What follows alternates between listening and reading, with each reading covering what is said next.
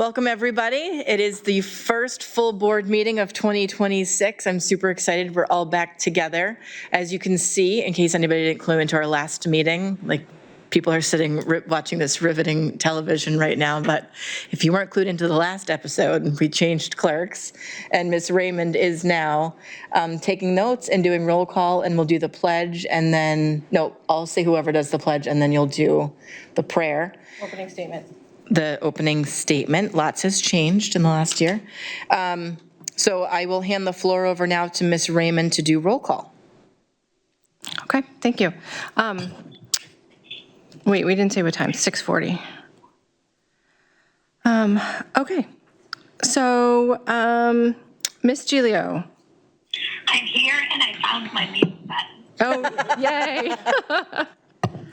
And in the past, we used to verify that people were alone and not under any undue influence when they were participating telephonically. Oh, yeah, no, I'm absolutely alone. Okay, great. Ms. Prin. Here. I'm sorry, I'm using two different papers at the same time. Mr. Johnson. Here. I'm here. Ms. Lewis. Here. Mr. Salvi. Yes. Okay. Ms. Lampier. Here. It's all very discombobulating. Ms. Lopez. Here. Ms. Bishop. Here. Okay, and we also have our student members who aren't on the paper. Ms. Praturu. Here. Okay, and Ms. Stad. Here. Okay, Dr. Andrade, Mr. Posca is here, Dr. Scarpati is here. Oh, there they are, they're just in a different place. Sorry, I didn't read far enough. All right, so we have a quorum. And then the opening statement. It's been a long time since I've been in charge of the book. Okay. As elected officials, we have the high honor and the serious duty of managing the educational institutions of our beloved city. In our common endeavors, may we find a spirit of unity and understanding which will enable us to face our multiple problems with an objective mind, with justice and charity for all, so that any and all decisions made by us will be for the betterment and greater happiness of all of our fellow citizens. Mr. Johnson, can you lead us in the pledge? You made eye contact first, sorry. You know the rules. I pledge allegiance To the flag of the United States of America, and to the republic for which it stands, one nation, under God, indivisible, with liberty and justice for all. First on the agenda tonight, we have the New Hampshire School Board Association, Barrett Christina, to come in and tell us a little bit about the school board roles and responsibilities.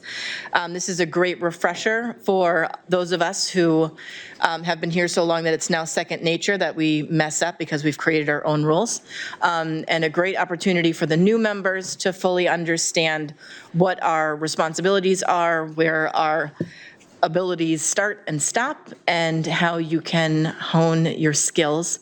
This is not something that you're going to get within like the first couple of meetings. I would say it probably takes like a full year before you actually like get in a good groove. Would you say so, Mr. Johnson and Ms. Prin? Yes. Would 100% agree. Yeah. Okay. All right, well, thank you for joining us, Barrett. We love that you came all the way down here. So. Yeah, my pleasure. Thank you, Jen. Good evening to members of the Nashua Board of Education. Thank you for having me. Good to see some familiar faces as well. And I'm understanding and talking to Dr. Andre, you got 2 new school board members that were recently elected in November. Congratulations. Welcome to the school board. And we look forward to working with you at the School Boards Association.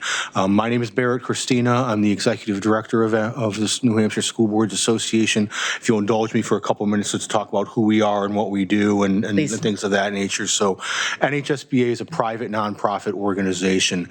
School boards across the state pay dues to the association, and in return we provide a variety of services. Chief among them is training. We do probably 20 webinars, 25 webinars a year on roles and responsibilities, the right to know law, school board governance, effective meetings, so on and so forth. We do between my staff attorney and I. We have a staff attorney, Will was supposed to be here. He got turned around in some really bad snow, apparently. He was not even in, he lives in Keene, he wasn't even in Milford yet, and he said he was about 45 minutes out. So we do lots of in-person trainings as well, too. Between myself and my staff attorney, we do probably between 40, and there have been years we've done 60 or 70 in-person trainings where a superintendent or a board chair will call us out and we'll come out and do, again, roles and responsibilities, collective bargaining, effective meetings, right to know law, anything that can happen within sort of your school board governance realm, we're able to provide those services and those trainings. Staff attorney, as I mentioned, answers a lot of legal questions from superintendents and school board members every day.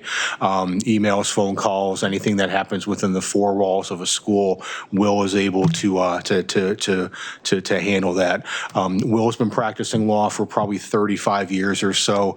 He's been with NHSBA about 8 or 9 years now. So he knows school law and school board governance inside and out.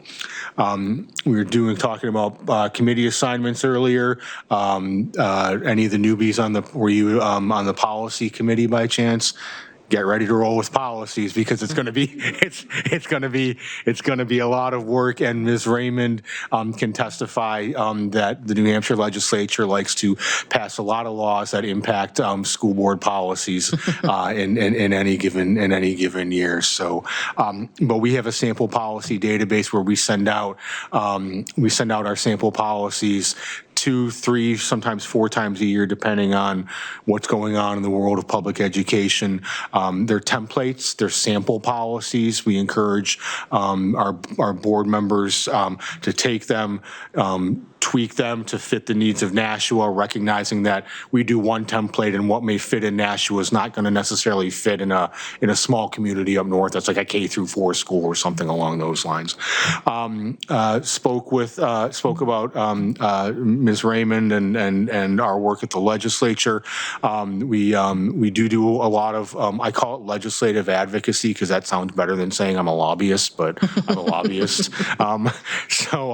I knew Ms. Raymond from the Nashua School Board before she was elected to the legislature, though we don't interact a lot at the legislature. We bump into each other in the halls now and then, and always nice to see her. And she's always kind enough from time to time as her schedule permits to come down and testify on bills impacting public education. So I do a lot of that. We do have a director of governmental relations, Becky Wilson. Becky's been with NHSBA about 6 years now. Becky is the educator on staff. Becky was a former special education director in a variety of school districts in the state for about 20 or 25 years before she came to NHSBA. So we've got the attorney that handles the legal stuff, and then Becky handles the, sort of the operational aspect of the policy, what happens bell to bell with students and administrators' perspectives and things of that nature. Myself, I've been with NHSBA a little bit more than 20 years now. I started out as staff attorney back in 2005. I was staff attorney for 12 years before I moved into the executive director role in 2017. So I'll say the training is my favorite part of the job. With all due respect to Ms. Raymond, being at the legislature 40 hours a week is not always a fun time. It really isn't. But I enjoy doing the training most of all, to be quite honest with you. I don't do much of the legal practice anymore or much of the policy work. I do I should have said too with Becky is our director of governmental relations. She's not just at the legislature. She's our key liaison with the other organizations, the superintendent's organization, the teachers unions, the Department of Education, so on and so forth. And last, I should say that NHSBA is governed by a board of directors.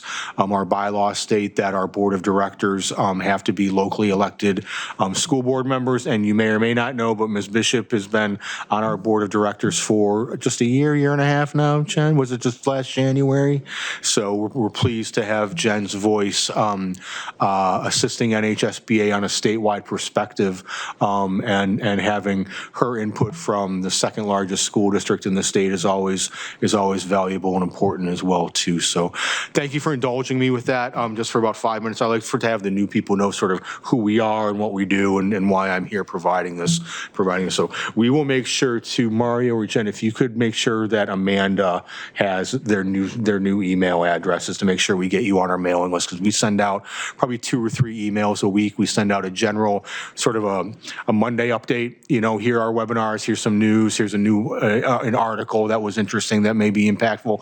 And then Fridays, starting now, we send out a legislative update every Friday afternoon, sometimes depending on if we're at the legislature 40 hours during the week. Sometimes Becky doesn't get that out, till Sunday afternoon or whatnot. But, we'd advertise our webinars and some trainings and some other events and things of interest. So we'll make sure that we get you on our email listserv. So, all right, with that, digging into school board roles and responsibilities.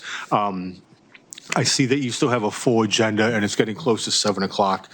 I'll try and do this. I want to do this with fidelity to the materials, but also being respectful of your time and your agenda that you have to get through other aspects as well too. But certainly by all means, if there are questions, raise your hand.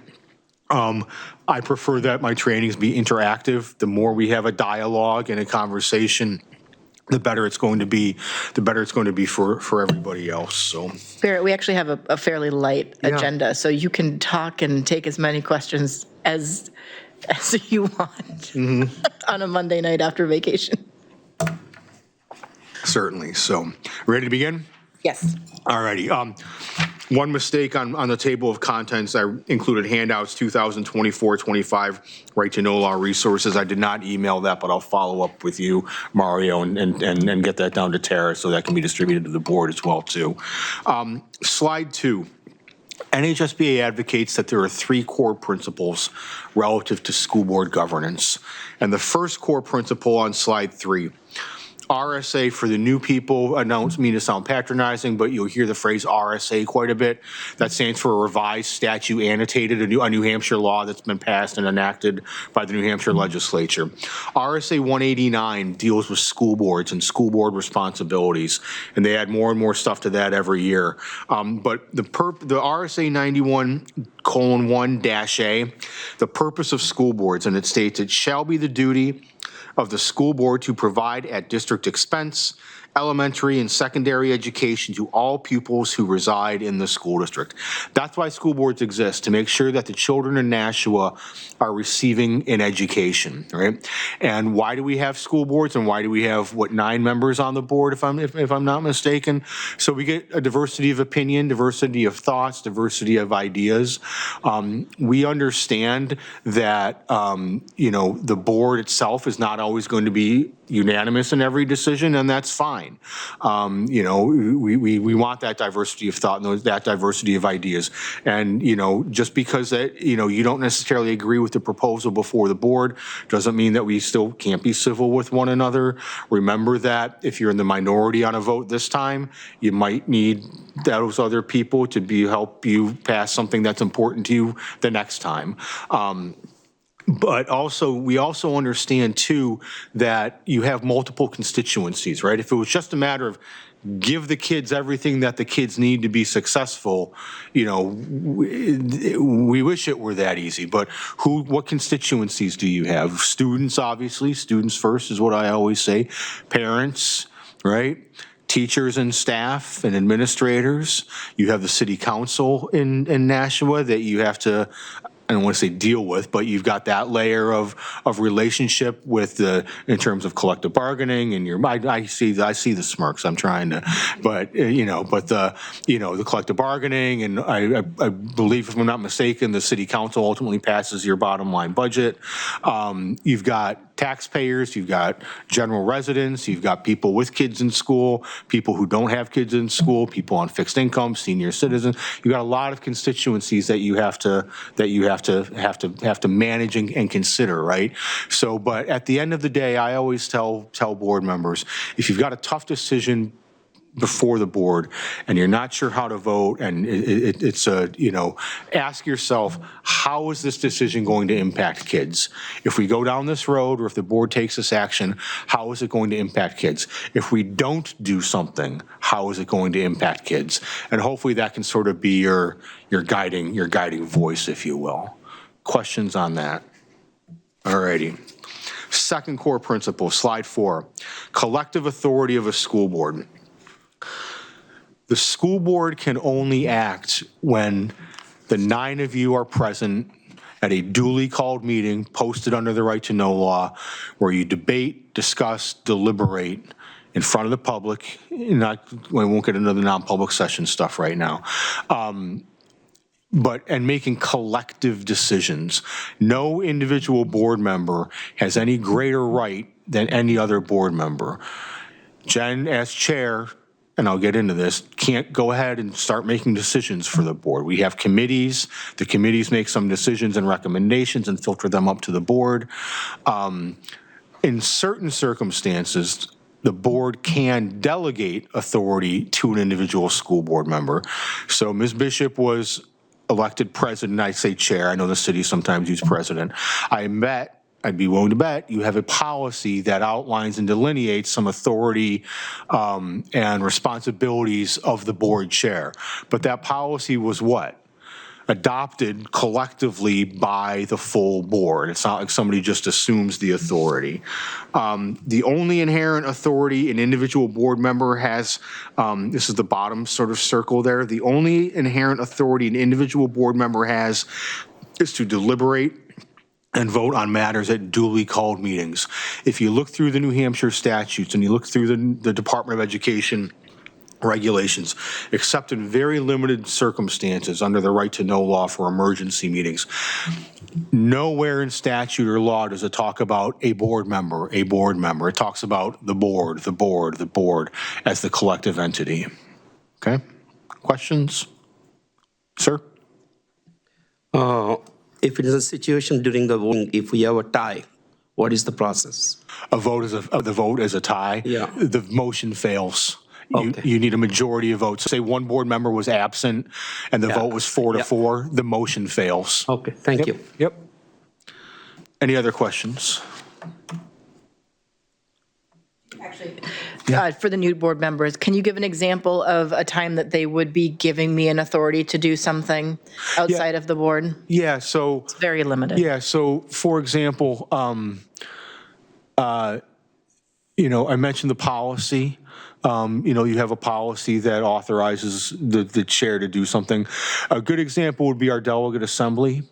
So I don't want to get into the weeds on this, but the positions NHSBA takes at the legislature are dictated by our members. We call it our delegate assembly. It's basically our annual business meeting where school boards present proposals. NHSBA supports X, NHSBA opposes X, whatever the case may be.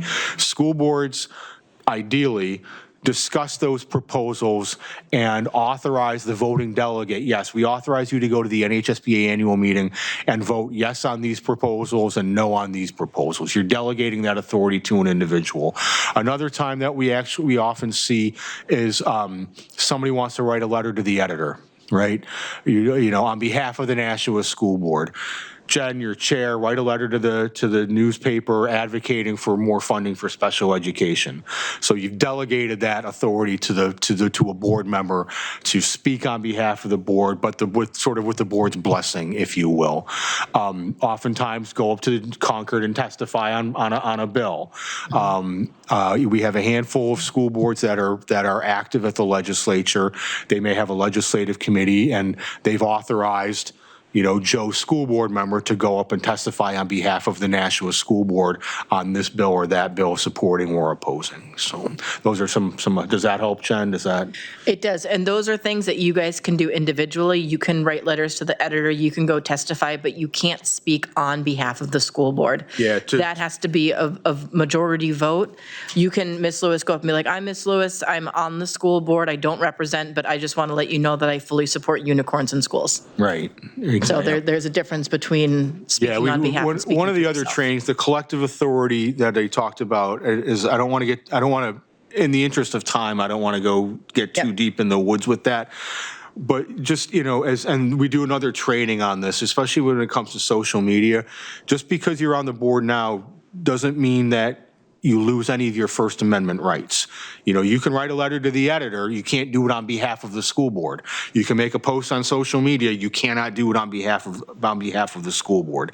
So it's a new distinction now, so people, now that you're elected, people are going to see you as a school board member first and not a mom or a parent or whatever the case may be. So you've got to be mindful that the public perception now, and if it hasn't happened already, every time you're in Hannaford or Shaw's or Market Basket picking up a half gallon of milk, you're going to have 5 parents coming up to you asking about what's going on at the middle school. I heard this about that teacher. What's going on with the budget? If it hasn't happened already, it's going to. So get ready for it. So, and that happens in big cities and it happens in small towns as well too. So, questions? Ms. Lampier? I was just wondering if you could, just really briefly talk a little bit about these legislative committees that some of the school boards have and how that ends up working out? Yeah, so what I would tell you to do, Jen, if this is something the board wants to consider, touch base with Becky. So I can think of 1, 2, 3. There's probably about 5 school boards statewide, there might be a couple more, where they have established a legislative committee where that committee, with our assistance, will identify, I tell these boards to keep it simple. We're tracking 300 bills right now. You can't do that, right? Identify 10 or 15 bills that are of importance to the Nashua School Board and track those. You can delegate somebody to come up and testify on behalf of that, report out to the board. What we often tell boards to do as well too, as I mentioned, the resolutions on how, our members dictate the positions that we take at the legislature. We tell boards, come up with some guiding principles to help guide the positions that you may take on a specific bill. Full funding for special education, and you can borrow from the ones that we have.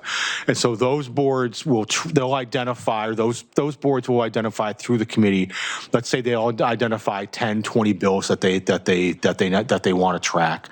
They track those, they talk about them within the committee, they report out to the school board, and then they may be authorized to come up to Concord and testify on a bill on behalf of their board. And we can help with specific tracking lists. I can, go ahead. So the concern that we've had, because we've discussed this once or twice, the concern we've had is that perhaps the board might change hands at some point and we'd have someone going up there and testifying in favor of not funding special education or something like that. Do you see that happen at all up there? So with the boards that we've been working with, no. This has been, I'd say, probably mostly post-COVID, the last 3 or 4 years since some of these boards have been getting more involved with, sort of the committee structure, if you will. The board turnover all the time. You change your policies, you change your, if this board wants to advocate, the full funding for special ed is just the typical go-to because state shortchanges us for the last, 40 years or so. So, I use that as an example. If there's turnover in 2 years and that board doesn't want to support that sort of resolution or policy position, that board can change that. What I do say, you think you raise a good point though. I was talking to a board about this in the fall. I was out doing a similar training, small 5-member board in a much smaller community, obviously. And 3 of the board members really wanted to pursue legislative advocacy. 2 of the board members did not. And I think from a philosophical perspective, all 5 of them were pretty much aligned. But the 2 of them just felt that maybe now wasn't the time, maybe that's not where that board should be spending its effort. They had an influential legislator that lived in their town. They didn't want to tick anybody off. And with that board, I said, if on a 5-member board, the majority can roll ahead, 3 people want it, majority, go do what you want. I said, but on something that sensitive, you really should get some level of consensus. And, 9 members is obviously harder to get consensus than on a 5-member board, but there are other considerations. If you want to have that conversation further on, have Jen or me contact Becky Wilson, our Director of Governmental Relations, set up a phone call or a Zoom to discuss it further. Thank you so much. I appreciate that. Absolutely. Any other questions? I just want to add on to that. If there's ever a big vote that comes up, Barrett can email me and see if it's, or talk to Ms. Raymond, who would be up at the State House, and Mr. Salvi.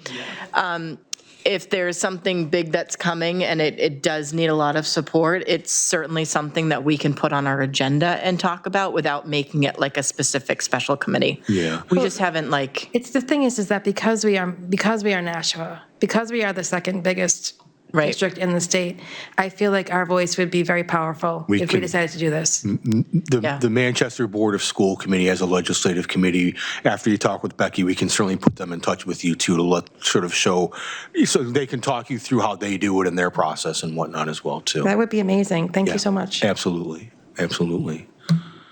Any other questions? And just to add on to that too, not to get sidetracked, but when we do our legislative updates every Friday, if there's a big bill coming up for a vote next Wednesday, we try and put that in red and bold and highlight and all that kind of stuff as well too, to draw attention to it. So, we good? Yes. All righty. Slide number 5, we're talking about core principles. The first one, duty to provide an education. Second core principle, collective authority versus individual authority. Third core principle, governance, not management. Okay? This is kind of where the rubber meets the road between school board responsibility and administrative function and administrative responsibility.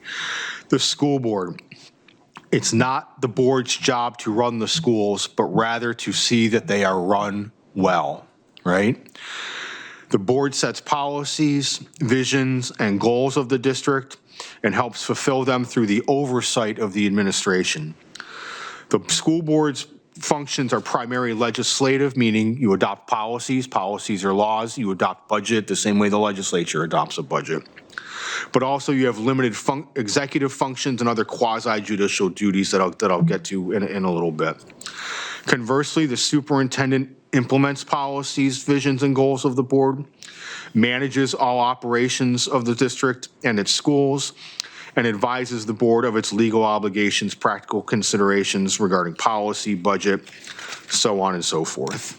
So again, when we talk about the governance versus management, governance, policy, budget, strategic planning, goal setting, vision setting, things of that nature, that's governance.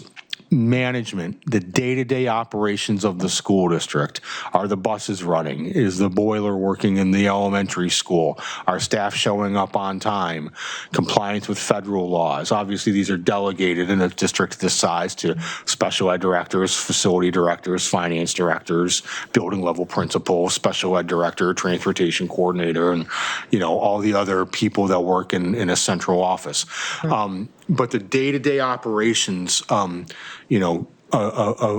the school district are the management aspects, and for the new board members, there's a learning curve with that. Is this a board function? Is this an administrative function? And we talk a little bit in a couple more slides about how you deal with when you get a parent request or you get a constituent request about something that, as a board member, they want you to look into, take care of, fix, a problem, a concern, whatever it might be. And more times than not, and I'll give examples later on, it's going to be an administrative function. And oftentimes it's not your job to fix the problem for the person, but rather for you to help them navigate who to talk to. Okay? Questions about that? All right. Governance and management, the relationship between the two domains. Under RSA 189-24 and 194C, as well as ED 302, when you see ED in front of a group of numbers, stands for, Department of Education Administrative Rule. School districts are required to employ a qualified person to provide superintendent services.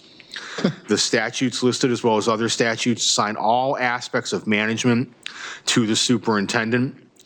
In more general terms, the superintendent is the executive officer who performs all the administrative and leadership services of the district, as those first services are further defined and directed by the governing body, and I'll get to that in a minute as well, too, as well as specific duties are enumerated in statutes and rules. So when you look at the Department of Education rules, and I'll send down another document to Dr. Andre because I forgot it was holiday break and I was not on top of my game. I apologize. So you see a lot of Department of Education rules, and here's a good example of the difference between the governance and the management. You'll have a Department of Education rule that would just say, the school board shall adopt a policy on homework. They changed the minimum standards now a little bit, but just roll with me here a little bit. The rule doesn't necessarily say what the policy has to be in the policy. That's a local function, but the implementation of that policy is going to be through the superintendent to make sure that staff are discharging their duties and respond in accord with what your policy says. We also have a lot of Department of Education rules where it says the superintendent shall do X, Y, and Z. And there's always magic language at the end of that Department of Education rule. It says the superintendent shall do X, Y, and Z in compliance with state law, rules of the state board, and local school board policy. So that gets back to your oversight aspect of the superintendent, right? So many of your policies, if you haven't looked at them yet, take a look at them. They're going to assign responsibilities to a superintendent, or they'll say the superintendent or designee. Sometimes they don't say designee. That doesn't matter. There's inherent authority of the superintendent to discharge and delegate duties across the. But the policies, and we talk about this in a couple of slides, they're your roadmap for how you want things to be done within the school district. So again, the board sets policy, governance, administration implements policy, management. Questions about that? All right. Continuing on, slide number 8, executive functions of the school board. Hire and evaluate the superintendent. This is, a key responsibility of school boards. I say the hiring is the one function that you want to do less frequently than any others. The school districts that cycle through superintendents every 2 or 3 years tend to be challenging school districts. Dr. Andre's been here 4 or 5 years now. 4. So, and without getting into the nitty gritty, I hope you have a policy process in place. We do. Awesome. We don't need to talk about that. I ask because it's so many school boards struggle with the superintendent evaluation for a variety of reasons. I've been looking for 20 years for like the magic template or the magic rubrics or the magic matrix, and it doesn't exist. If it's out there, I would have found it by now. But the reason that it doesn't exist, and this will get me to my second point, is because, especially in New Hampshire, our communities are just so different. Nashua is going to be different than Colebrook. Mm-hmm. You're going to evaluate your superintendent differently in Nashua than you are in a small town that has a K-6 school district with 200 kids, right? It's just the nature of it. A first-year superintendent is going to be evaluated differently than somebody who's been a superintendent for 10 or 15 years, right? It's just the nature of it. So with that, my sort of recommendation, not recommendation, but my observance after doing this over a number of years is that the best evaluation systems are developed locally, so you can evaluate your superintendent against the needs of what you want in Nashua. And in Hudson, that's going to be different. In Merrimack, that's going to be different. In Concord, that may be different. So you've got a process. You're doing the evaluation. That's good.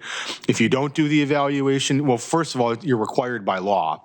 3 sources of law to do an evaluation: Department of Education rule, probably in the superintendent's contract. Every superintendent's contract I've seen has a provision in there. And the third one, where does it come back to? Your local school board policy says that you'll evaluate. And if you don't do it, it's never a problem until it's a problem, right? You want to fire somebody mid-contract and they're like, you haven't evaluated me in 3 years. You can fire me, but open up your checkbook, because that's the way it's going to go. So questions about the evaluation? And read through this. We talk about doing some goal setting ahead of time. I presume you do goal setting to collectively, and and then the goals are, to some degree, the goals are measured against that evaluation, and then all right. I just want to add on to that for the new members. So our board policy, which we actually just adopted last year in regards to evaluation, we've been using the same evaluation tool through your term. We like to have that on the website. You can actually see it. So when the public is looking at, like, do we think that the superintendent is doing a good job, they know exactly what we're doing to review. And what we did last year, well, what we do every year, is you take those evaluations, you fill them out. It's 12 pages long. It's very long. It takes a lot of time. There are numerical 1 through 5, how well you think something's happening, and then there's an opportunity to provide comments. I then take all 9 of those evaluations and combine them together, and we come back together and we talk about them and we vote on them, and then I present it to the superintendent. So it is a very lengthy process, but it's fully outlined in public so you can see what's happening. Last year, I think we were 3 weeks late and getting the evaluation done, which I hate, but we were able to get it done before the school year started. So it turned out to be really good. But the other aspect that is often challenging is that both in cities and in towns, is that you've had board members coming on mid-school year, kind of mid-cycle through the evaluation, you know what I mean? we are in complete support. I think the first year, Ms. Prinn and Mr. Johnson were like, we don't know well enough to judge anybody at this point. Right. And they volunteered to take a step back. They voted on the evaluation at the end, but they refrained from providing any comments because they were like, what do I know? Yeah, I've It was seen. a fantastic. I've seen some sense of boards, humility, so, which is great. in the towns that have annual meetings and school board elections are in March, well, if those people get sworn into their school board, in the middle of March, and the board is starting to do an evaluation in April to wrap it up by the end of the school year, Right. they're like, I've known this guy, I've sat in one school board meeting with this guy or this Right. lady. What am I supposed to do? So some boards, I know, sort of stagger the evaluation to do that. The other thing that I say too is the process that Jen described, where you fill out the form, you get it back, you aggregate it, discuss it again.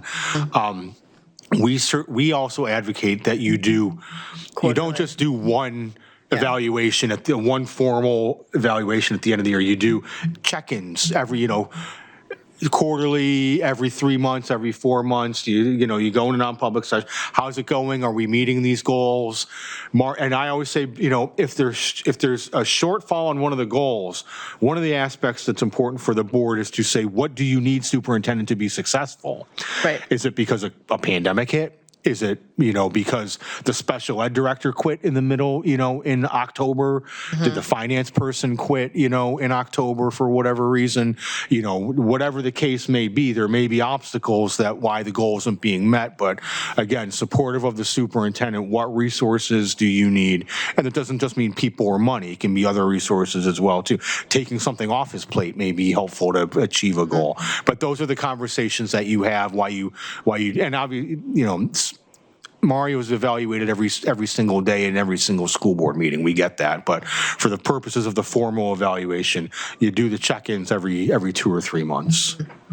Yeah, just to fill you in, the tool is on the website, not Mario's actual evaluation. Right. Those are super non-public and private and personnel, and anybody who knows HR knows that those are not for public consumption, but they're always glowing and amazing. The other thing about the quarterly goal check-in, sometimes it's more informal. I take your feedback, like you guys are going to be like, what the heck, why isn't this happening? And I go, what the heck, why isn't this happening? But We don't have a formal quarterly process yet. We tried it, but Yeah, it is, and- I'm actually just a human. Yeah, And and I don't it doesn't always even have have the to be part of the evaluation, but Right. it might just be a conversation. Mario, we benchmarked this goal for 12 months out. How's it going? Where are we? You know what I mean? It can just be a conversation, you know what I Right. mean? It doesn't have to be, a 3 on this and a 2 on that. Yeah. It can just be a conversation to check in and make sure that things are moving along smoothly. Yep. Ms. Lewis? So that was my question, actually, whether or not we were doing quarterly or, I guess, for our schools, they do trimesters, so maybe we could split that up. So I was just asking that question on whether or not we're checking in, because obviously, when you do an Yeah. evaluation at the end of the year, it's important, right, to do check-ins with that person throughout the year, because Correct. that person won't know how they're doing. Exactly. Mario and I speak weekly for a significant amount of time. So if you guys ever have any comments, first off, his phone's always open to you guys, as is mine. And that's definitely, we're in constant contact in addition to just like a longer chat. So whatever comments or concerns or compliments you have, you can. The them right other thing relative to that, it's not so much about the evaluation, more so about sort of the relationship building. I don't know how well you know Dr. Andrade, if you've spoken with him before, and I know everybody's busy, kids, life, work, job. Mario's running a multi-billion or We not quite, what, 150, Multi-billion penny. $150 million corporation here. Find time sooner rather than later to grab a cup of coffee and just sit down about why did you run? What are your priorities? What can I do as a superintendent to help you be successful? What are you looking for in terms of your work?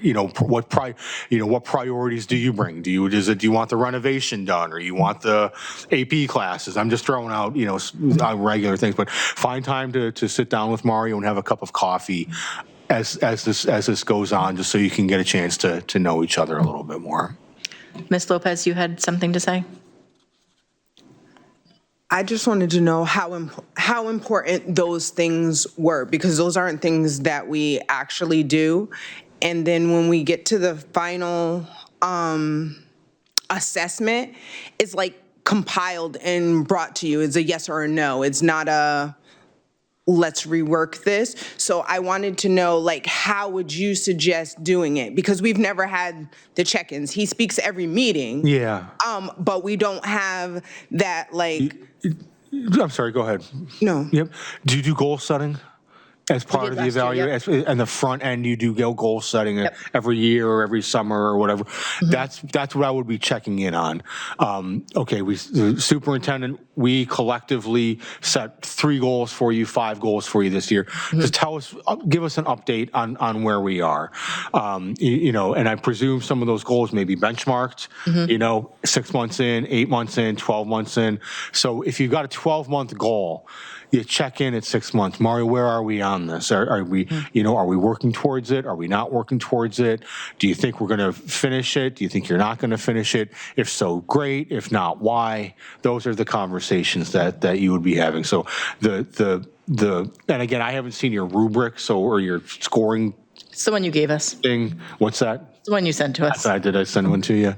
I sent a lot of emails. So, so check your scoring rubric or your tool and see what that says. And then those are going to, and the goal setting as well too, are going to derive the questions and the conversations. I think you may be a little confused, Ms. Lopez, because you actually weren't here for that meeting. I think you were doing something silly like getting married, and you weren't at the meeting. But everybody else submitted their big, huge 12-page packet with their comments and their numbers, and then we met and we went through it and we aggregated it, and we came up with kind of the combined comments. So that may be why you're missing that piece, but hopefully this year you're free in August. I'm just hoping we check in every 4 months. Yeah. Well, weekly, because you have the opportunity to call me and Mario every week if you want an update. Somebody, go ahead, sir. Okay. I just have a question or a clarification. If the board sets the policies and the administration implements that. And if the implementation is not up to the board expectations, what is the process to bring that Yep. situation? What is the right way to Yep. approach it? Absolutely. So the first thing I always say is if you have a problem or a concern, address it when you become aware of it. Don't wait this 6 or 8 months to fill it out during the evaluation. If it's a concern that you think a policy is not being implemented with fidelity or is being implemented improperly, whatever your process is, whether or not that's filtered through the board chair or you just having a phone call with Mario and say, hey, Mario, I got some complaints about, from staff or from parents, or, I heard this, can you clarify? Have the open conversation from the get-go rather than waiting 6 months to bring it up during the formal evaluation process. Yeah. Ms. Lewis, Mr. Johnson, then, actually, Ms. Raymond, Ms. Lewis, and Mr. Johnson. Oh, Ms. Raymond hasn't spoken yet. Thanks. I just wanted to piggyback off what Mr. Salvi was asking.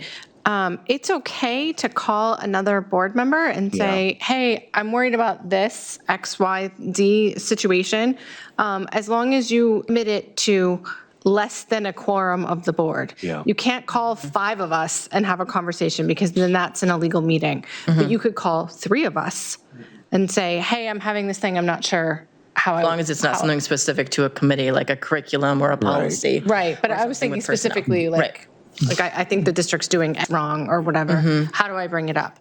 Another option is to call Ms. Bishop or even Dr. Andrade and say, this is something that I think we need to discuss as a full board. Yep. And I would like to put it on the next meeting agenda.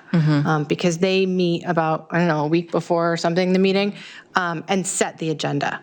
And any board member at any time can say, I would have this topic that I would like to be added to your queue for future agendas. We do that in both the committees and for the full board meeting. And there is a policy on that. Yeah, I'm glad, and I'll get to the next two. I'm glad you mentioned that, Heather. I tell new school board members all the time, if you're not sure about a process, a procedure, you get home from a meeting and you're like, boy, I don't understand how we got from there to there, that call your seasoned board members. Jen, you've been on the board 6 years now, longer, 8, 6? I'm 8. 2020, since 25 So years. 6 years now. You've got some good experience over here. Call them and just say, I don't understand what happened at the meeting last night, or I heard this from a constituent. Can you help me navigate with what to do with this? Rely on the experience in the room. Yeah. Rob, did you have a? No, I was just gonna say about the quarterly review type thing and everything like that. I think we get that at every meeting. Yeah. Dr. Andrade presents to us at every meeting what he gives his superintendent update. Yep. So a lot of what we set as goals when we do the initial meeting get addressed. You're getting that report Right, anyway. we're getting that every time we have a meeting. And I also say that, his door is always open. I met with him just a couple weeks ago. I showed up for a meeting that was canceled, but I was able to sit down and discuss with him I everything announced that's going myself on. very loudly. I'm like, Jen is walking down the hall. Yeah. So I think we do have, and we have to, as new board members too, you have to take advantage of the fact that we do have a superintendent that's very open to discuss things with us, that Jen is always available to discuss things with us, and we have to take advantage of what we have. Would you ever hear a hand up too? Or?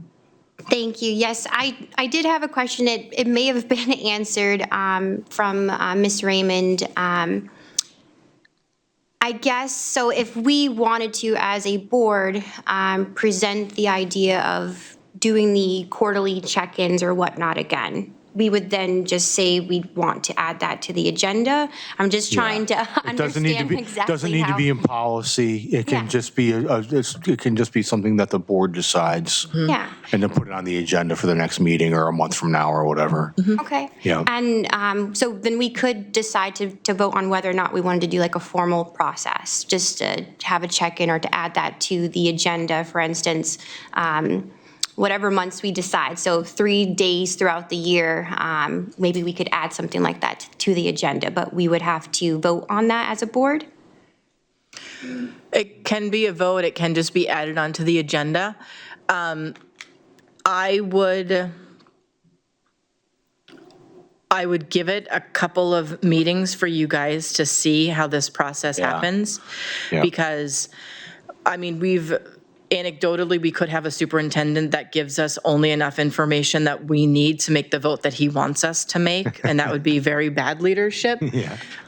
Dr. Andrade is very good about giving us a lot of information so we can make informed decisions, but also he's available to educate us, answer questions, kind of participate in some of those debates.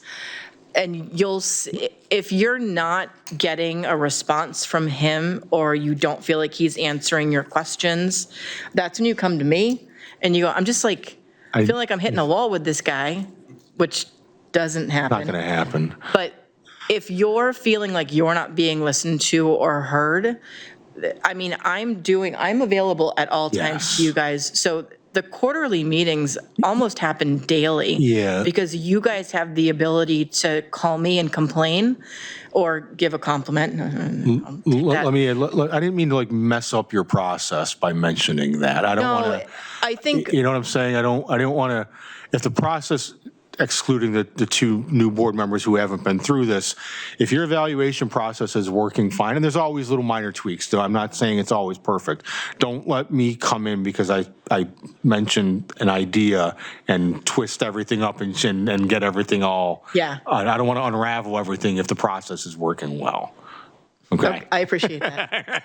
I personally think it's working well, but we can definitely, I'll check in with you guys more regularly too, just to like make sure that you feel like you're feeling competent on the board and that you're listened to and heard and be able to ask your questions. And I think Jen makes a good point, like, you know, what do you meet every other, the full board meets every other week? Twice a month. Twice a month, yeah. So, watch it for a couple months, see how the reports come in. If you have questions at that time, ask the clarifying questions.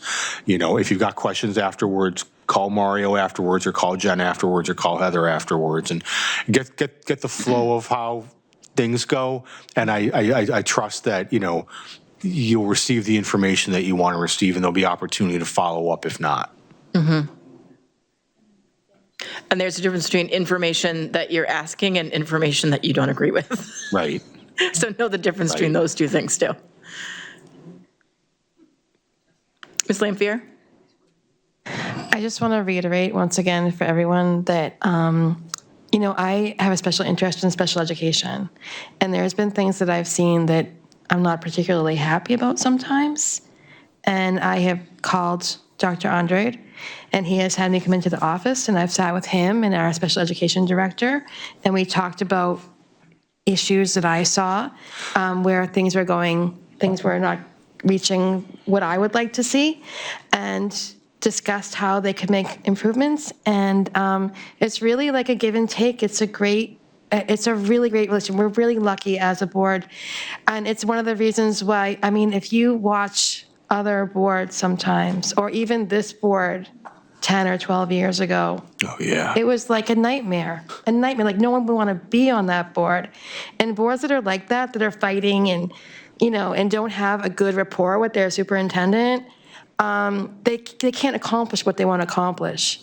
So it's really, Dr. Andrade is great to work with, and definitely take advantage of it. Mm-hmm. And there's no reason to approach him as like, oh, gotcha, and I caught you doing this, because he's here for the same reason we are, which is because we care about education. Exactly. So. Mm-hmm. Yep.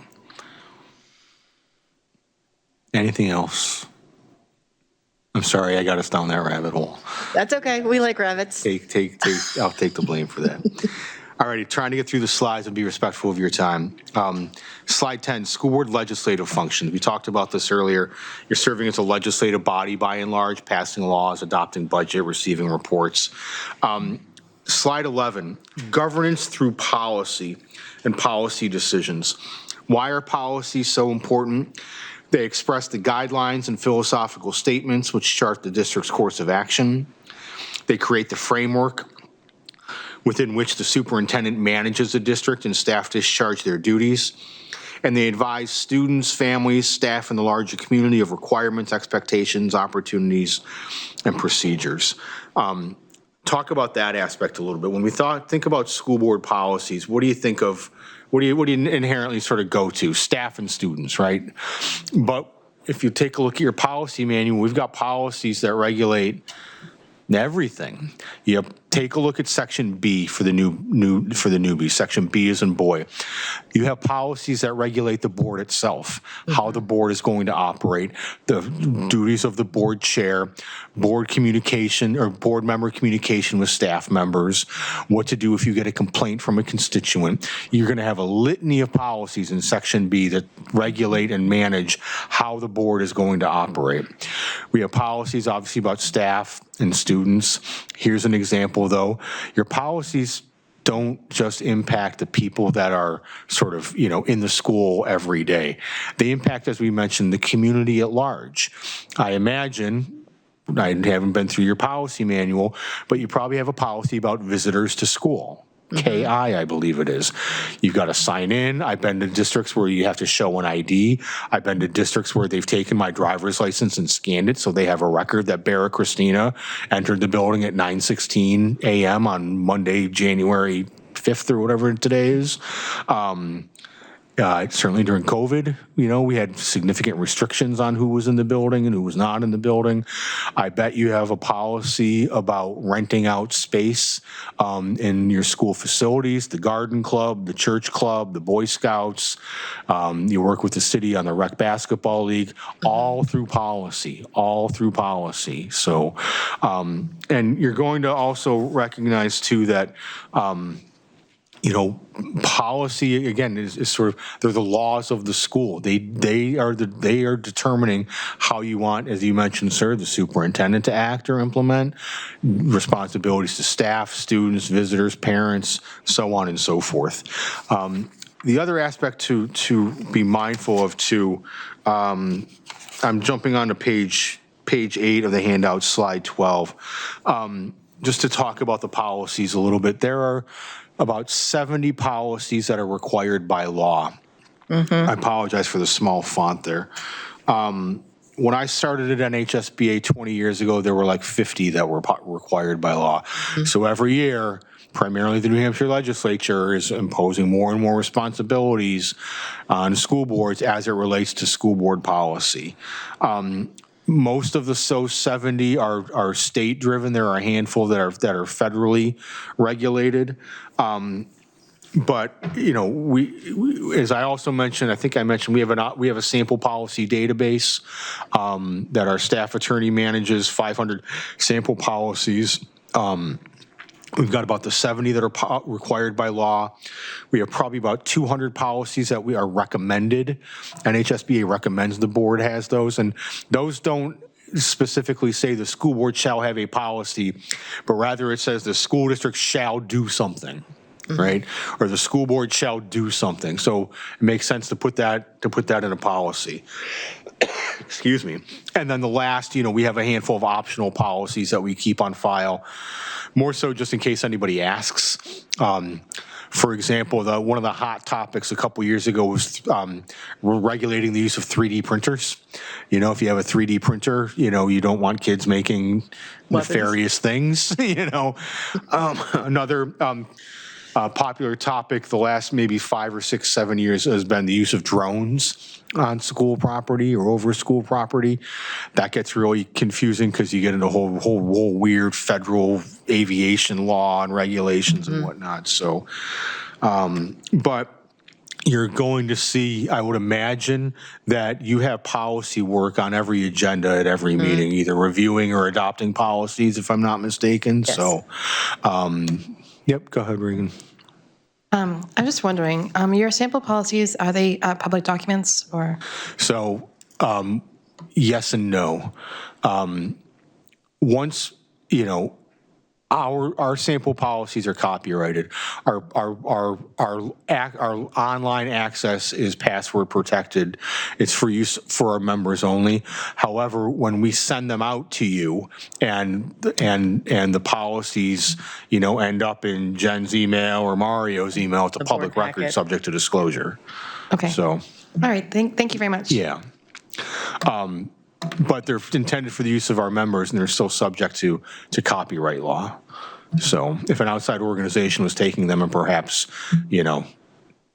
not giving us credit for them, but passing them off, changing the logo or whatever, there might be, it might be problematic, so. Okay. That's a you problem, though. Yeah, sorry. Yeah, Sorry. yeah. I know it wasn't quite on task, but I was That's curious. fine. Thank you. Yeah, no. Questions about the policy work? All right, trying to get through these. I just want to add, policy work, policy questions, anything about the board, if you think that there's something that may not be within like kind of our policy or our laws, you can always reach out to them as well. Barrett and Will are not just exclusively for me and for Heather, who is the chair of policy, and for Dr. Andrade. Yeah. You guys can reach out to them as well. If I'm getting enough feedback from you guys with like similar questions, I can reach out to them and they can put a training together. So this is not an exclusive opportunity for me to look at policies. Right. It's open to you guys as well. And whoever's on the policy committee will make, or especially the newbies, will make sure that Amanda from our office gets you the login credentials for our online policy database and the link and whatnot, so you can go in and tool around with the platform and take a look at them. And as always, too, just since I mentioned her name, I didn't mention her when I was talking about our staff earlier. Amanda Aldis, our operations manager. If you're not sure who to contact at NHSBA, always email Amanda. As Jen knows, she runs the office. Like any good office, like it's not the executive. I could disappear tomorrow and the association would go on just fine. Amanda takes a vacation. It's like, we got to shut things down for like 2 weeks. She's our Tara. It's just, And Gail. Did you have your hand up? Heather? Yeah, Ms. Raymond and Ms. Lopez did. Oh, sorry. Oh, I just wanted to kind of do a little plug for Amanda. She sends out, or the School Boards Association sends out, I don't know, a few times a month, an email with all of their upcoming webinars that they're offering. And so They're they do typically lunchtime. typically lunchtime, which is really nice. They do a spring policy update, a summer policy update, a fall policy update. And anybody can register for that and attend.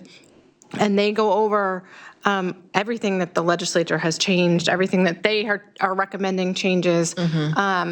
But it's not just policy. Like, they'll do stuff on Medicaid and special education. things that would They'll impact do, public how do you do a school board budget? They, like, I don't know, a couple times a month I get an email, and there's tons and tons of webinars that they're offering, and they're all you. really good. Yeah, thank you, Heather. And I'll get to Ms. Lopez in a minute. Just we don't have our spring webinar calendar up yet. We're working on that this week. And the other thing about the webinars too, you pay for, the Nashua School Board pays for the subscription to our webinars. So you can, there's no additional cost if you want to register for them. You can attend any and all of them. We do most of them we do at noon. We do a couple evening ones. We record them all. And we send them out to webinar subscribers afterwards. And I presume Amanda can answer this. They're password protected, but we can get you the link or the login. So we say register anyway, even if you can't make it. And then within 24 hours, you'll get an email with the link and login access to watch them at your own time. Most of them are about an hour, hour and a half. Some of them can run a couple hours depending on the nature of the topic. But thank you for that plug, Heather. And you will need to identify NHSBA as not junk. So you have to move them from your other mail area into your focused area. We get that from time to time. Just, your filters and blockers here from time, in a school. So, Ms. Lopez? So I was wondering, like, some of the things that you go to sign up for, what SAU are we? Because I never got an answer for that. Like, so 42? I had asked before. It's right on the website. to get into like the trainings and the things before? If you have trouble accessing anything, email Amanda. And all our emails, if you find the drop-down tab for staff and whatnot, just Amanda runs everything, as I said. You know, being recorded, but I remember, never forget when Amanda went on her honeymoon. And it was something like, it was like the mailman, it's like we couldn't find the stamps or so I delegated that text message to Becky. Questions about anything else? I feel like I'm losing the group. You're good. All righty. I'm going to try and wrap this up in 15 minutes, folks. I really promise. But the conversation, as I said from the get-go, your questions are why I'm here, right? I hope this is being beneficial for everybody. All right. RSA 32. This slide, the concept applies to the Nashua School Board. The statutes and regulations do not. RSA 32 applies to towns and town school districts, not city school districts. But the sentiment: set and establish budget, provide budget oversight, fiscal expression of policy. So in towns, we know that the school board proposes sets a proposed budget. The voters go out at the annual meeting in March and they up and down, they either support the budget, don't support the budget, amend the budget, whatever the case may be. It's a little bit different here, obviously, with your city council approving the budget ultimately and approving your collective bargaining agreements. There is still a responsibility that the board exercise fiscal oversight. We know that this has been a very upfront issue in New Hampshire the last 4 or 5 months with some of our school boards facing some financial challenges. I presume you're doing an audit every year. I presume you're getting financial reports from the BA or the business office every month. You're reconciling the books. You're not spending money that you don't have. The board has the ability to look at the manifest or ask questions of either Dr. Andre or the business manager. Okay, and the audits are coming back clean every year? Okay, that's good. You're a step above. We're ahead of the game. You're ahead of the game, right? We're scared. You know, it's you got to be mindful with the money. You got to make sure that somebody is counting the beans and making sure that the money is being spent the way it's supposed to be being spent, appropriately, in accordance with the law, in accordance with the line items that the board has established. So it's not just that you send a proposed budget to the city council and they say yes and you've got your money and that's the end of it.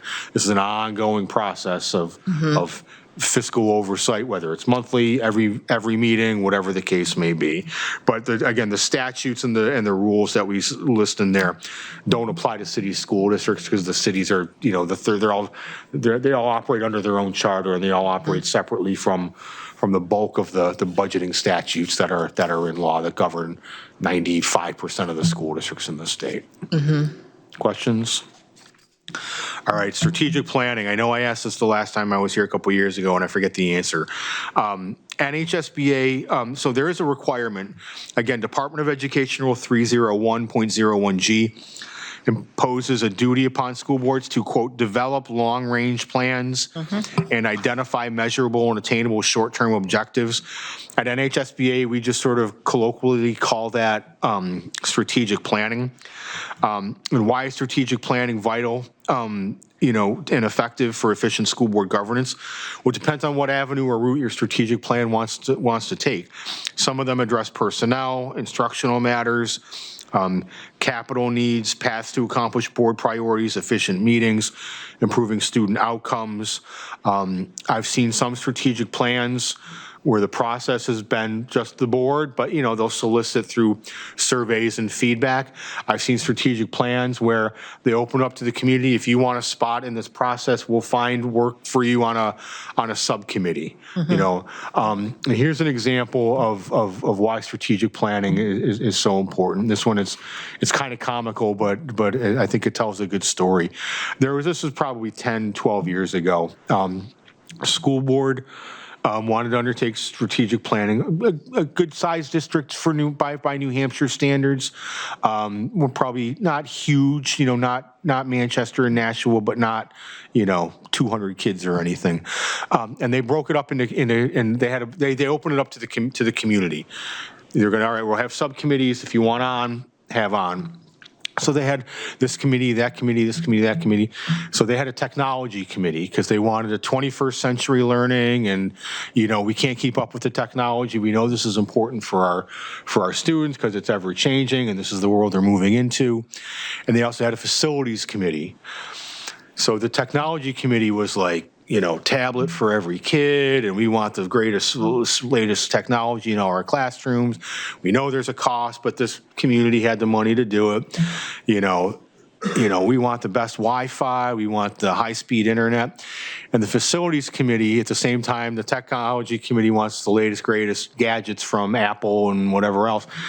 The facilities committee's like, our elementary school is about 90 years old, and we're really not sure that we can support the technology in this building that the technology committee might want. But anyway, it was a good conversation when those two committees finally got together. My point being is that there are a lot of considerations if you're undergoing strategic planning, but strategic planning guides your goal setting, guides your superintendent. To some degree, superintendent evaluation guides the board's own self-evaluation, helps with the goal setting on an annual basis. If you've got a 3 or 5 year strategic plan, you're going to benchmark through all of that. Anyway, so that's where we don't need to get into whether or not you have a strategic plan or not. But if you do, fantastic. Get to know it for the new board members. Make it an active, living, breathing document. I always say, to boards, if you've done strategic planning, and a lot of boards will spend some good money hiring an outside consultant to come in for 6 months, you better make sure that you're living up to it and it's not just going on a shelf, right? I say every meeting, when you've done your strategic planning, every meeting, there should be, whether or not it's from the superintendent or a committee, an update on the strategic plan. Mm-hmm. And then sometimes that update might just be the committee couldn't meet because of the snowstorm last month, but we're meeting again, in 2 weeks. Other times it might be a 45-minute report on technology or facilities or curriculum or whatever the case may be. So something in between. But I'm saying if you've done strategic planning and gone through the time, effort, or money, make sure that you're discussing it at your board meetings on a regular basis. We just adopted our strategic plan. Yep. It was a huge community involvement, and we're ready to start making one step in front of the other. We're just waiting for our facilities assessment to be done, so we don't have those dueling committees and where the money goes. Right, so right. we're really, that's going to be kind of the end half of our year this year is fantastic, getting the momentum on that, but we're really excited about it. It's online on the website. Go look at it. It's fantastic. Great. Slide number 14, communication. We have an obligation to communicate with our constituents in a variety of ways. Public meetings, post minutes online, you have this technology here to stream the meetings. Some communities do that, some communities don't. But when we used to do our new school board member training in person prior to COVID, we don't do any in-person training anymore except if it's an individualized training. We'd get about 100 new school board members at our office building in Concord. And, you can look across the room and you can kind of see who the parents are, right? They look like they're, between 35 and 45 years old, and you can say, I bet you ran for school board because you got kids in school. So I would say, how many of you ran for school board because you have kids in school? And, 2/3, 3/4 of the hands would go up, right? And then I'd purposely pick somebody that didn't raise their hand, and I'd say, sir, madam, why did you run for school board if you don't have kids in school? And they'd say, I wanted more communication or better communication from my school board. Now, those are sort of nebulous terms, right? Okay, so the school board sends out 1 newsletter a month. 2 newsletters a month is more communication. Is that what you're looking for? But my point being more than anything is that, and it was also very issue specific, but certainly during COVID, when things were changing day by day, if not hour by hour. Parents want communication, right? What are we doing about transportation? What are we doing about lunches? What are we doing about recess? What are we doing about masking? What are we doing about online? So that was very issue specific, but we also got sort of trained to like, I mean, we just information right now, right? So find creative ways to get out there with your constituents. Be seen at the holiday concert and at the basketball game, and don't always just go to the football games. Go to the poetry reading now and then. We've got artwork here. I imagine you do some art shows at some of the high schools. Go to those things as well too. Be seen. I know some school boards do sort of coffee hour with the school board now and then. I know you all have full-time jobs and it's not always easy. But I know some school boards where if the chair has an hour free, they advertise it. I'll be at the superintendent's office if you want to stop in and just talk about the budget or talk about whatever. School board chair is going to be there. In Concord, they do a farmer's market from, I don't know, say May or June through October on, I think, Saturday mornings. The Concord School Board went to them and said, can we set up a booth? They don't sell anything, but they've got a booth there with the Concord School Board, and they rotate, who attends, so it's not like you're giving up a Saturday morning. But there's a couple school board members there. And you got to be mindful going back about not speaking on behalf of the board. You got to be careful with the questions that you get and not saying anything that may not be the board's will, but you're being seen and visible in your community. And I think there's an expectation that people find ways to communicate with our constituents beyond just, we get the text message alerts and some of us are probably old enough that the snow day turn on Channel 9 and pray to God that you didn't miss your school going by, right? Am I wrong? We all know what I'm talking about. Now you get the text message or the phone call at 5:30 in the morning or whenever the call is made. So, but communicate with your constituents. Collective bargaining, I'm not going to spend any time on that. Executive functions, hire and evaluate the superintendent. I'm going to skip the elect certified employees. This one is important because I imagine that this is, let me ask you this though, either Dr. Andrade or Jen, how do you handle student discipline matters? I mean, does it go to a subcommittee? Do you have a lot of them coming to the board? You don't? Okay. No, we follow policy in regards to student discipline, but really it goes up the chain. If a parent disagrees with how teacher, principal, assistant superintendent responds to their child's need in school, then it comes to our board, and we typically stay out of it until then. Yeah, how many board hearings for, let's say, student discipline do you get a year that come up to the board? We haven't had many in a while. Good. That means administration is handling things properly. That's fantastic. That's good. So here's where I'm just primarily for the new school board members, a good refresher for everybody. From time to time, the school board has to serve in what is called a quasi-judicial role, where you're serving as judge and jury impacting somebody's rights. Might be a teacher, might be a student. The simple example is student discipline. All right.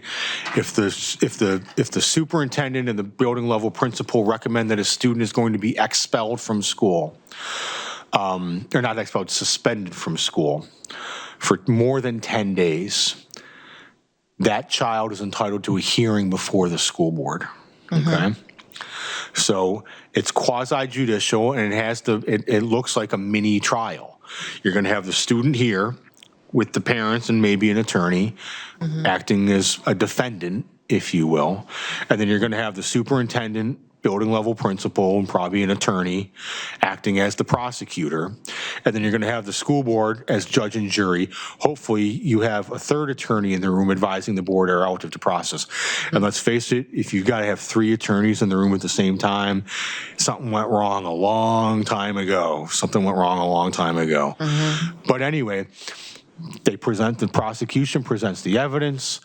We saw Johnny selling drugs in the bathroom. We had 3 students admit that they, bought drugs from Johnny in the bathroom. We have video of them exchanging money, blah, blah, blah, blah, blah.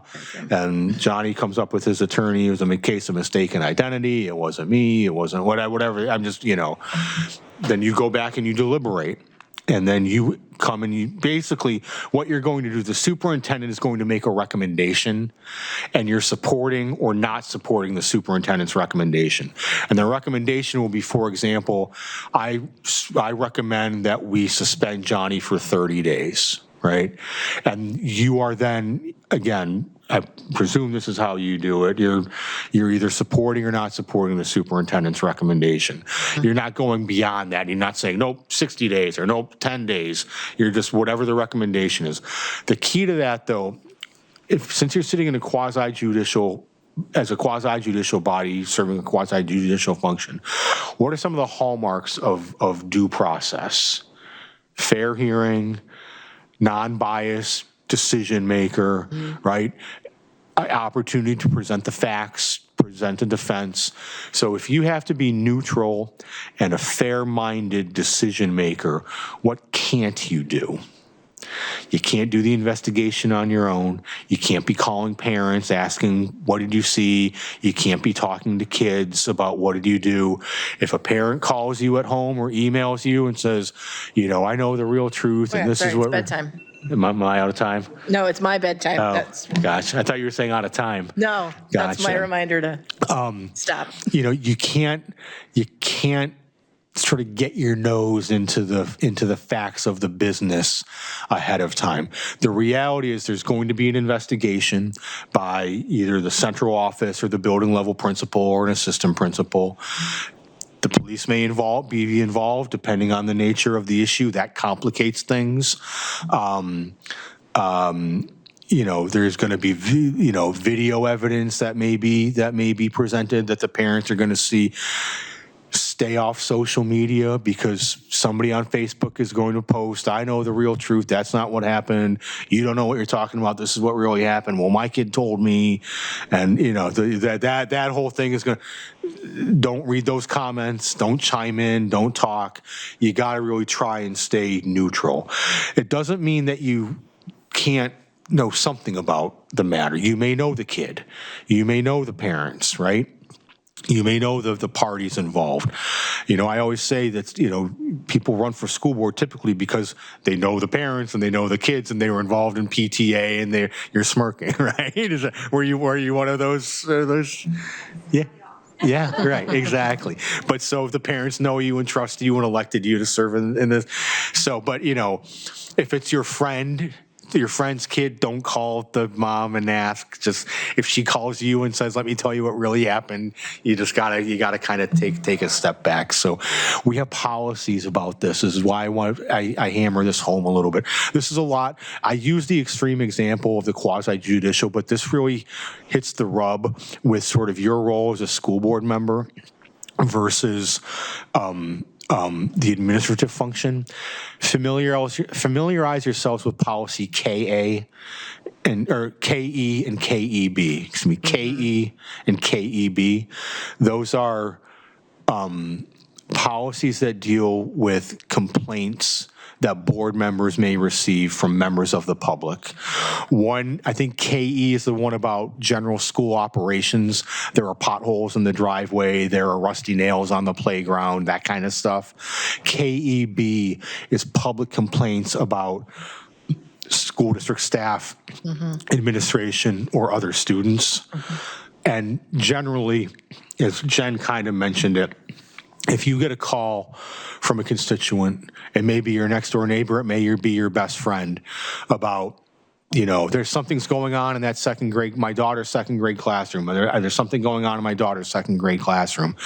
As a board member, going back to collective authority and individual authority, you don't have any authority to go into that second grade classroom and do anything. You can't direct the teacher to do anything. You can't investigate, and it's not your responsibility. When we talked about the management responsibilities, one of those in RSA 194C4 is the daily supervision of staff members. Whether or not that's the assistant superintendent or whether or not that's the custodian that comes in for 5 hours a week on Saturdays to clean up after, the rec league. ultimately the superintendent's responsible for all employee matters. So that policy is basically a chain of communication. Have you talked about it with the teacher? Have you talked about it with the principal? Have you talked about it with the special ed case manager? Have you talked about it with the special ed director? Have you talked about it with the superintendent? And ultimately, if the matter arises to such a level, it will come before the board for maybe a hearing or for a discussion. But until that point, the board needs to kind of stay sort of hands-off. What we recommend you do, I mean, some of these parents will email the full board. We know that, right? Some of the parents will just email you because, do you do it by ward here? No, they're all, large. everybody's at large. Steve, we know in some of the cities it's by ward, so they'll contact their board member from that ward. You know, if it's just to you, I recommend, and you may have a different policy or process, so if whatever you respond, you reply, you copy maybe the board chair and the superintendent, and you say, thank you for your concern. I wanted to acknowledge receipt of your email. I'm copying our superintendent on this. He will help you navigate the situation. And then you're clean then. You've responded to a constituent, right? 2, you've informed the people who need to be informed and put them in touch with the people who best can help them navigate the situation. Like I said, your job is not always to solve the problem or answer the problem, it's to help the people navigate the system. And sometimes I even say, attach a copy. Here's the National School Board's policy on special education. Here it is on absenteeism. Here it is on board communications. So you're not just saying, it's another reason why policy is so good. It's not you as an individual board member saying, I can't talk to you. This is somebody else's responsibility. It's saying, you know, it's an indication that this is how the National School Board has chosen to operate, the 9 of us. And oh, by the way, we've had this policy on the books in this similar form for 10 years, so it's not just me and it's not just this board. It gives you some cover, if you will. And also remember, too, that if they're reaching out to you, chances are it's about their kid. It may be bullying, harassment, special education, some sensitive issues, right? Some issues that are, you know, important to the parent. You need to be mindful of that a lot of times they're just looking for somebody to talk to, looking for somebody that can help them out. Unfortunately, sometimes the answer in some of these cases is going to be no. That's the reality of it. Sometimes the answer is going to be no. But again, getting back to the quasi-judicial, stay free and clear from this. Don't necessarily go on social media. Don't talk to people about the allegation. If it's something bad, I presume without knowing, Dr. Andrade will inform the board in a non-public session.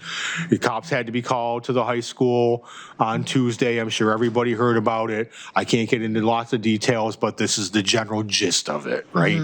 You know, if he knows that, let's just do the example that I say, you know, a student was selling drugs in the bathroom. You don't need to know what drug. You don't need to know who it was. You don't need to know what bathroom. You don't need to know who bought. You don't need to know the name of the cop that came over and arrested him. It just, you know, a student was arrested selling drugs in the bathroom at Nashua North on, you know, Monday at around 11:30 a.m.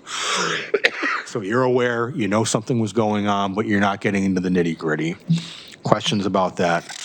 I just want to fill in for the new guys, what typically happens when we get full BOE emails, and the BOE at nashua.edu goes to all of us, plus administration. What typically happens is I respond to those emails. If it's something that has to do with what Barrett's talking about, I add in the policies that would help guide, but I also add Dr. Andrade on so that he can follow up with the families. The other person that typically responds to emails about this is Heather.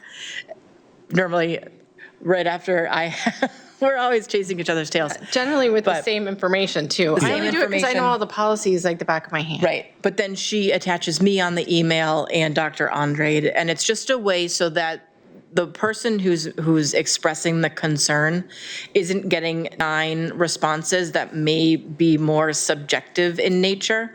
It's me saying, I hear you, here are the policies, I'm handing over your concerns to Dr. Andrade, and And I will explain if they start giving specifics in the emails or when they call, or if you run into them at Hannaford or Market Basket, if they start giving you specifics, because we do sit as kind of judge and jury in these things, is we need to remove ourselves and just say to the families, if this ends up coming to the board for a hearing, I need to make sure that the information that I'm hearing is really unbiased.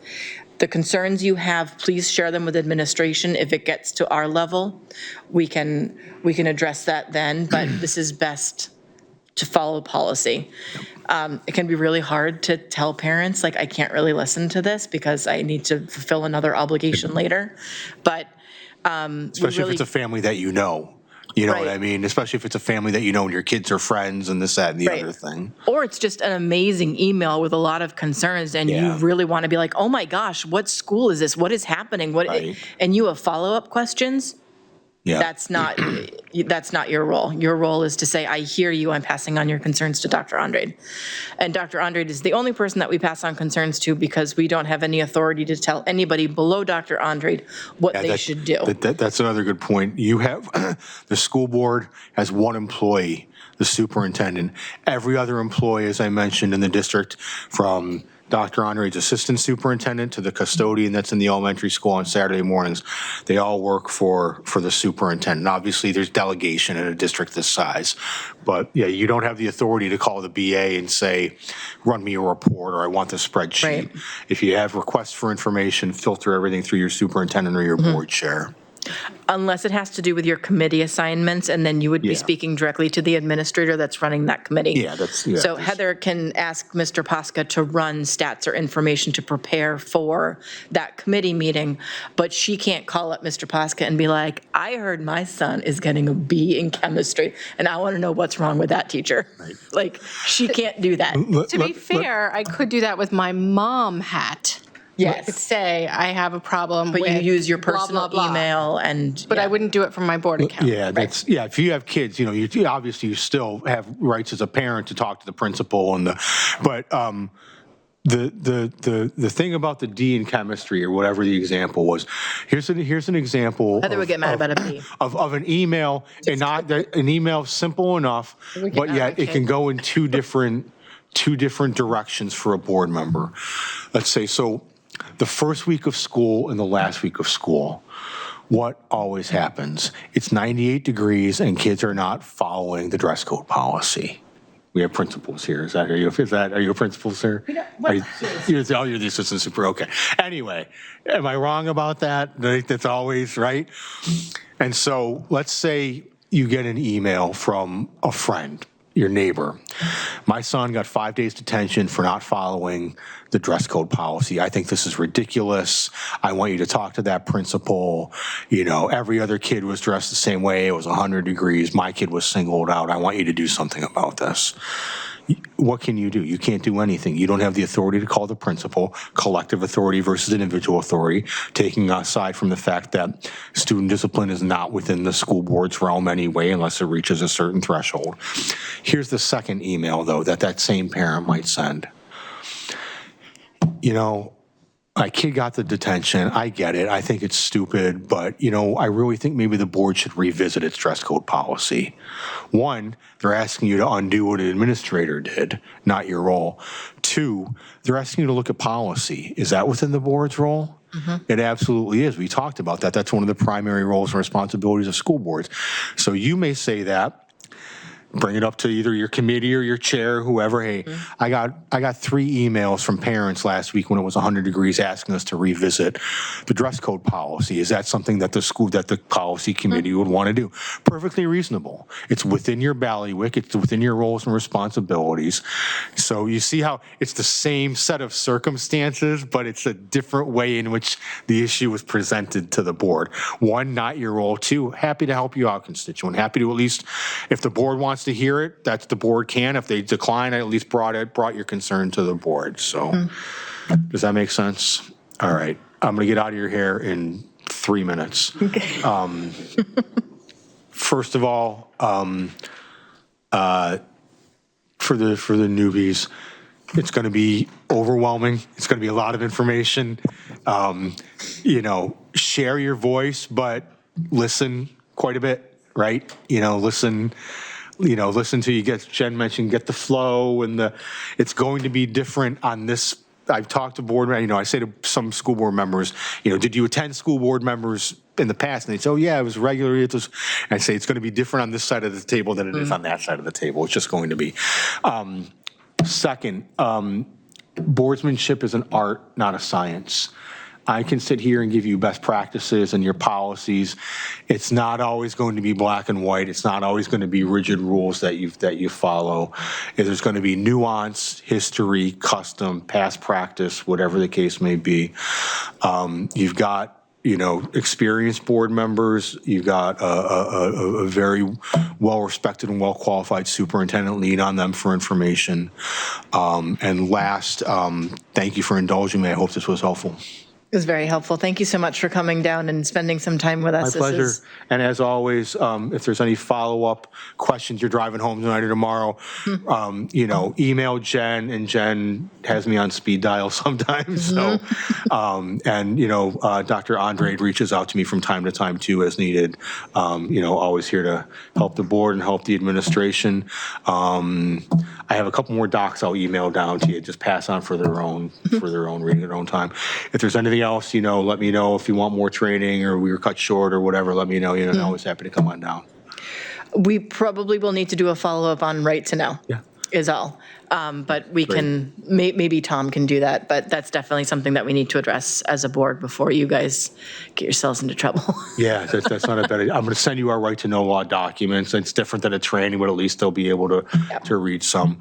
And if you think about it, we've got the right to know law webinars too that are online from last spring, I guess. We can get those to them as well then, too. So if you don't need me for anything else, thank you very much. Have a good night. Thank you for having me down. Thank you for I'll talk to you coming. soon, Jen. Yep, I'll see you soon.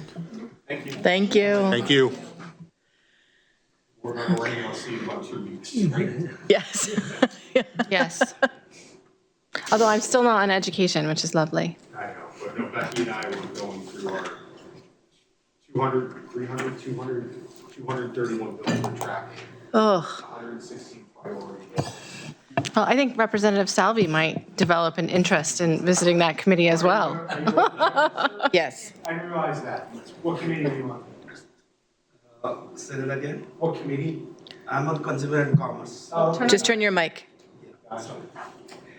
I'm on Consumer and Commerce Committee. Wonderful. I look forward to seeing you at the, if not at the State House over at Granite Place, is that what it's called now? Oh, yeah. That's an exciting committee always. Lots of things going on. Okay, so I just want to be mindful of our students' time. I know that they and Ms. Prin had their first day back at school today, and our administration probably worked through the holidays, so you guys are used to this. But want to be mindful of time. So if, Dr. Andre, if you're okay, if we could bump up and do student board comments right now so that they can head out and get home so they can have a decent night's sleep, which I'm sure they've begrudgingly having to have tonight. But if you're okay with that, I'll let them go. Public comment or? Oh, public, can we, is it, Gary, did you sign up? Are you public comment? Are you first public comment? You're the only one? Do you mind if the students go first? Is that okay? Okay.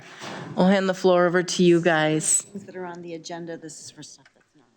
Yes. From North, we don't really have any comments this week, but hopefully we'll have some more for next month's meeting.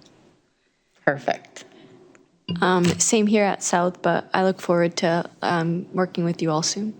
Yes. We're very excited to have you. Next meeting, we'll cut a little bit more time aside so we can get to know you a little bit better, get to know what you like, what you don't like, and what your goals are. So we'll do a more formal getting to know you when we haven't run out the clock. Okay. Well, it's nice to meet you guys. We're looking forward to working with you. And drive safely. If it's snowy in Milford, it must be. Is it a snow day tomorrow? No.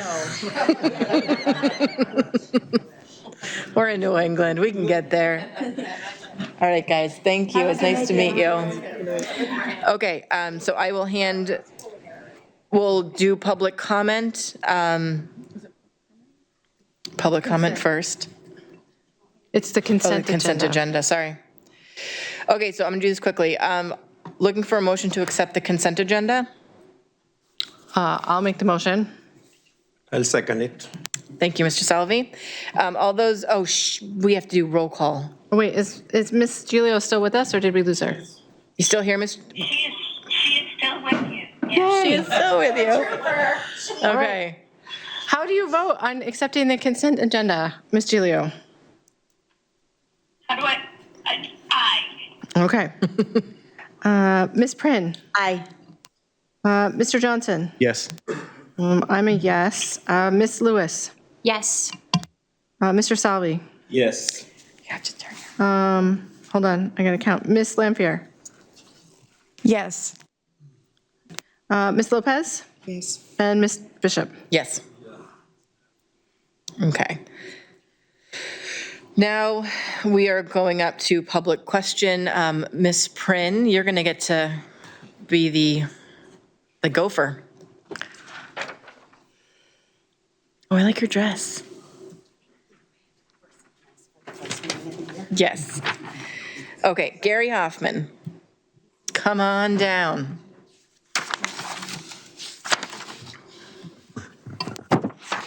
Gary Hoffman, 38 Perham Street, Nashua, New Hampshire, Townhouse D. I want to first welcome Ms. Lewis and Mr. Salvi to the school board. I think you're going to be excellent board members. For those of you who know, I'm also the president of the Teachers Union, and so you will be hearing from me at some of these meetings. The two items that I wrote down that I would like to speak about, the budget schedule and just some of the things that were mentioned in the presentation we heard from the School Board Association. First of all, I looked through briefly the calendar, and at least at this point, it looks like none of the budget meetings are going to be during school vacation weeks. I just want to remind the board, I hope that stays that way. Your decisions on this upcoming budget do affect my 1,400 members, and many of my members probably would like to attend those meetings. So if we could, any sort of budget discussions, if we can make sure they do not happen on us school vacation weeks, we would appreciate that. Furthermore, just listening through the presentation we heard and looking through the board members' responsibilities along with management regarding the budget, the management prepares the budget according to the School Board Association. We have executive budgeting, but the school board has an important job of oversight. And so the two really need to work together, and when that budget is presented, I think that it's incumbent on both parties to have a public discussion when that budget is presented, that if any positions are changed, eliminated, repurposed, however you want to say it, that information is brought before this board and voted on in a public setting. I've expressed this in previous meetings. I was disappointed that did not happen last year. I'm not sure why it was not the case in the past.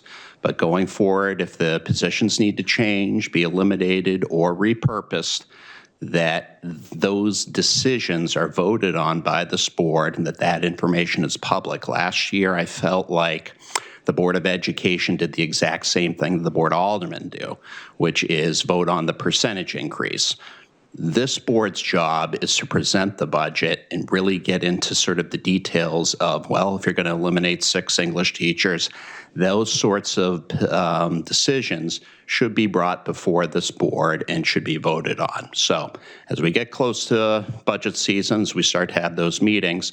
I hope that both management and the school board, when they do present the budget, that if there are any positions that are repurposed, changed, eliminated, that those discussions happen publicly at this board and that we do more than just a percentage increase. Thank you. Thank you, Mr. Hoffman. Nobody else, right? Okay. This brings us up to our superintendent's comments, so I will turn the floor over to Dr. Andrade. Thank you. I'd like to begin by wishing everyone a Happy New Year. I'm also pleased to welcome our newest members of the Board of Education, Ms. Lewis and Mr. Salvi, along with our student representatives. We are grateful for your willingness to serve and look forward to your voices and perspectives. Ironically, I didn't talk to Barrett about this, but over the next several months, we'll be developing and presenting a 2026-27 budget. This process provides an important opportunity to celebrate the many strengths across our schools, reinforcing what is working well, while also thoughtfully examining the data to identify areas of growth, refinement, and where we may need to redirect our resources. This work will be grounded in our strategic plan vision. The Nashua School District is a community where curiosity drives education and every learner is valued. Our budget development will continue to align to the plan's 4 focus areas: climate, culture, and community engagement, teaching, learning, and leading, operational efficiencies and future planning, innovation, research, and design. I look forward to working collaboratively with the board, our administrators, the staff, and the broader community as we develop the budget that reflects our shared priorities and supports high-quality opportunities for all students. Thank you. Okay, Superintendent responses. I'll start over here with Ms. Prin. Well, I just would like to welcome everyone back. I really hope, especially the teachers and the students, are well rested. I know before vacation, the stomach bug worked its way through my classroom, so I hope everyone's feeling better and that we are germ-free, and I'm just looking forward to continuing the rest of the school year. Excellent, thank you. Mr. Johnson? Yeah, welcome back, everyone. Ms. Lewis? Hi, everyone. This is my first time speaking on this, but really great to be here. So thank you so much for all the work that you do within the community, and I look forward to being a part of this board for the next 4 years. Mr. Salvi? Hi, everyone. It's good to listen to lots of intelligent conversation. I'm learning, and I will try to take one step at a time. Thank you. Thank you. Ms. Lampier? It's so nice to be on this side of the room. You guys, I have such a great view now. Ms. Lopez? No comment. Ms. Raymond? I just want to thank you for kicking off the budget discussion early this year. I really appreciated that we have a little timeline in tonight's agenda, so we know kind of what to expect, and I am already drafting some questions, which I will email you in advance so that you can have the answers. So thank you. Yeah, and I'm glad that you highlighted the key points of our strategic plan. I think last year we were able to come up with board goals, and that really kind of helped us move the budget process along and also guide kind of where we've put our focus in policy. With the strategic plan this year, we're going to follow that as our board goals because that's what we voted in on. So Ms. Lewis and Mr. Salvi, I would get really familiar with that document. It's really neat and interesting, and we spent a lot of time on it. But I think we're geared up for a really good year. I think if you see in the rest of the agenda, we do have a calendar coming up to reference what Ms. Raymond said. The budget is due a bit earlier than we typically expect, so we will have to buckle down and do some hard work. But I'm looking forward to it. And I think you guys look great. You look like you had a vacation. I'm really excited. I had a day and a half off. It was great. But that's all I needed because I was going insane at home. I'm not one of those people. But I'm really excited and looking forward to working with all of you and seeing what kind of momentum we can gather and also what kind of successes we can bring into our district along with our administration. So I'm really excited. I'm excited. Oh, then I have to go to the next thing. Okay, so this brings us up to... We had one other board member? Oh, Ms. Giglio. Do you have any board comments? Hi. I just want to welcome the new board members, and I want to apologize for not being able to be at the nice ceremony on Sunday. And as soon as my foot is healed, I will be sitting in that room with all of you. Thank you. Yes, we can't wait to see you either, Ms. Giglio. You're missed when you're not here. Okay. So this brings us up to, we have no committee updates. We'll discuss committee calendars in a little bit, but this brings us up to our new business, so I will hand the floor back over to Dr. Andrade. So I'm looking for a recommendation to approve the personnel recommendations of January 5th, 2026, as presented in your packet. I'll make the motion. I have a comment. Okay. Do we have a second? Second. Thank you, Mr. Johnson. So my comment is just because we have new people and this is a new way of doing it, is just to remind everyone that the personnel recommendations are confidential until after we vote on them. So if people have questions or comments or concerns about what is on the grid, we can ask for a non-public meeting. And then when people are out, we can ask those questions, get those answers, and then come back in and take the vote. So. What I would recommend, and this is just an educational piece, if you have a question about something that's happening with the personnel, because it typically is in HR, but we're kind of combining, we'll talk about that in a minute. The going into non-public is a very long and lengthy process. If before the meeting, you just want to pull Dr. Andre to the side and be like, I just have a quick question about this. If you feel that it's a question that the whole board needs to know the answer to, continue to go into non-public. But if it's just a question that you're curious about and we don't need to go into non-public because you've got the answer, then we can just go from there. Does that make sense? Yeah. Okay. Okay. And then my only other thing is I'm really sad to see retirement starting. I mean, I'm happy they have to hand for them in people soon. retiring because, you know, they've earned it, but I'm also really sad about it. Right. So. Okay. Oh, so we need to vote. So all those, Oh, we need to do sorry, it. Roll call. roll call. All right, on the motion to Accept. to approve the personnel recommendations dated January 5th, Ms. Gilio. Yes. Okay. Ms. Pridden. Yes. Mr. Johnson. Yes. Excuse me, I'm sorry. I'm a yes. Ms. Lewis. Yes. Mr. Salvi. Yes. Hold on, we're not in order. I'm just bouncing around. Ms. Lampier. Yes. Ms. Lopez. Yes. And Ms. Bishop. Yes. Oh, I forgot to write down who seconded it. Was it Mr. Johnson? Yes. Thank you. Okay, next. I'm looking for a recommendation to approve $3,500 donation to the Nashua High School South Athletic Department for students in need of athletic supplies and equipment, and there's a memo in your packet with further explanation. I'll make the motion. I'll second it. Thank you, Mr. Johnson. Thank you, Ms. Lopez. Do we have any comments or questions in regards to this? Ms. Raymond? I know it's so hard because now you can't see my hand. I can do this. Remember how we were like, this is so weird, Jen sitting next to Dr. Andre, and now you were like, this is so much better. Now I just can't see you. And that's what makes it better, right? No, I just wanted to say that I'm just really delighted by this particular donation. The fact that someone has taken the time to collect money and donate money with a specific purpose to help kids access athletics who otherwise would not be able to, I just think it's really great. It's great for our community.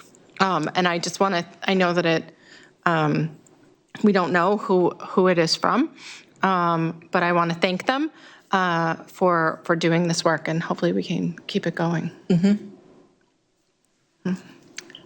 Mr. Johnson? I'll just add for, the people out there and everything, when you have a senior and they're finishing up their athletics, definitely talk to the coaches about donating that equipment. I know I have about 20 lacrosse sticks hanging out in my garage that could use a good home, so. Yeah. Okay. Seeing no other comments or questions, we do have to do roll call. So Ms. Raymond, I was about to say Ms. Lampier. Ms. Gilio? Yes. Ms. Prin? Yes. Mr. Johnson? Yes. I'm a yes. 4, 5. Ms. Lewis? Yes. Mr. Salvi? Yes. Ms. Lopez? Oh, no, I forgot. Ms. Lampier? Yes. Ms. Lopez? Yes. Ms. Bishop? Yep. Okay, Motion motion passes. Now this brings us up to the budget schedule discussion, so. Yeah, so in your packet, you have a draft of a possible budget timeline. As mentioned earlier, the the mayor has given us some guidance that they would like our budget to be accepted by the Board of Education on and around March 16th. So we're just planning backwards from there, trying to avoid some school vacations. So you will see, we've already started, just for your information, department meetings and principal meetings. We actually started before vacation. And we'll continue to have those meetings through the end of January. We're looking to have a budget book prepared for the board by February 13th. The week of,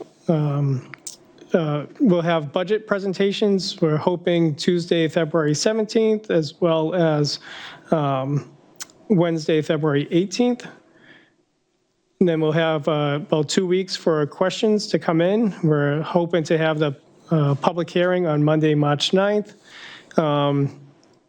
And then board budget approval March 11th. And if we have to schedule more dates after that, we will do so. And then that will meet our timeline to getting an approved budget from the Board of Education to the Board of Aldermen and the mayor by the week of March 16th. It's an aggressive timeline. It's we might not look so rested at the next board meeting. There's a lot of work to do and a lot of big discussions. Yeah. Ms. Lampier? So I have two questions. First, can we really get hard copies?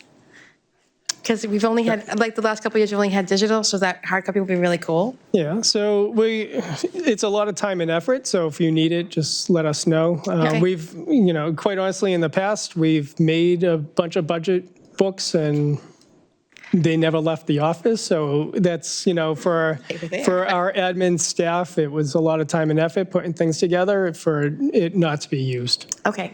The other question I have is, how many departments are there actually that are going to present the high-level overview? Yeah, and I think that's some of our conversations, as now that you're the chair of the committee of the whole, because there's an aspect on, I think, some of the questions, what do we want presented, right? Because there's aspects on whether it's ELL or, one of my first years here, like the transportation department did a budget presentation. Right. It's a contract. Yeah. Right. Like there's not a lot of conversations going on around this is how much we spend with first student. Yeah, especially since it's a multi-year contract. Right. So again, what are the deeper conversations that we need to get into? Okay. But we're trying to make sure that it's worthwhile and it's the right kind of information. So Mr. Hoffman had asked me a couple months ago about that deep dive into any changes in personnel. And I don't want to put you on the spot or anything, but I do want to let you know that I was going to push for that. So I hope that we can discuss that at some point during our conversations. And I think that, I just want to remind the board too, that in the slides, we actually proposed we were eliminating positions. So that was presented. The exact positions is sometimes it's fluid. And so, what gets presented in February and March might change on retirements or changing enrollments. And I think that to the teachers, it would make a really big difference to know, even if the numbers aren't exact, just to know that an effort was made to keep them aware of what was going on. Yeah. Okay. So, and a lot of it, quite honestly, depends on enrollment. And so you could look at an elementary or a high school class that doesn't have, we're combining classes. So it's, some of it is logical of where you're combining, of what that might look like. So, but yeah, I just want to be clear. We did, in one of our slides, say we were eliminating certain positions. They weren't identified, exact ones, because again, it's fluid. It could also be pretty specific, and then the teacher would know. So there's a balance there. Ms. Raymond? So I have a lot of feelings on this, and I'm going to push back a little. I think if cutting positions mean that the district no longer has the capacity to offer, say, Latin as an example, that's something that the board needs to know because it would guide our decision making. Maybe nobody wants to take Latin anymore, and that's just, an example. But I know I said this last year, and I used basket weaving as an example. But if we're going to lose an entire line of study, even if it stays in the course catalog, but we don't actually have an instructor to provide it, that is critical information for the Board of Education to know and for the community at large to know. I also think that the budget is our best opportunity as a board to have some understanding and transparency about how the district works. So I have a real difficult time with the idea that we don't need a presentation on transportation. Transportation increases, it is a contract, but it is also one of the biggest drivers of our budget increases. So we need to know where that money is going. Knowing last year that each bus that was added was going to cost $80,000 was important. It's important for us to know that if we are driving all of the kids to all of the charter and private schools, that costs the taxpayers over $1 million a year. That is something that I want to be very clear in our budget presentations.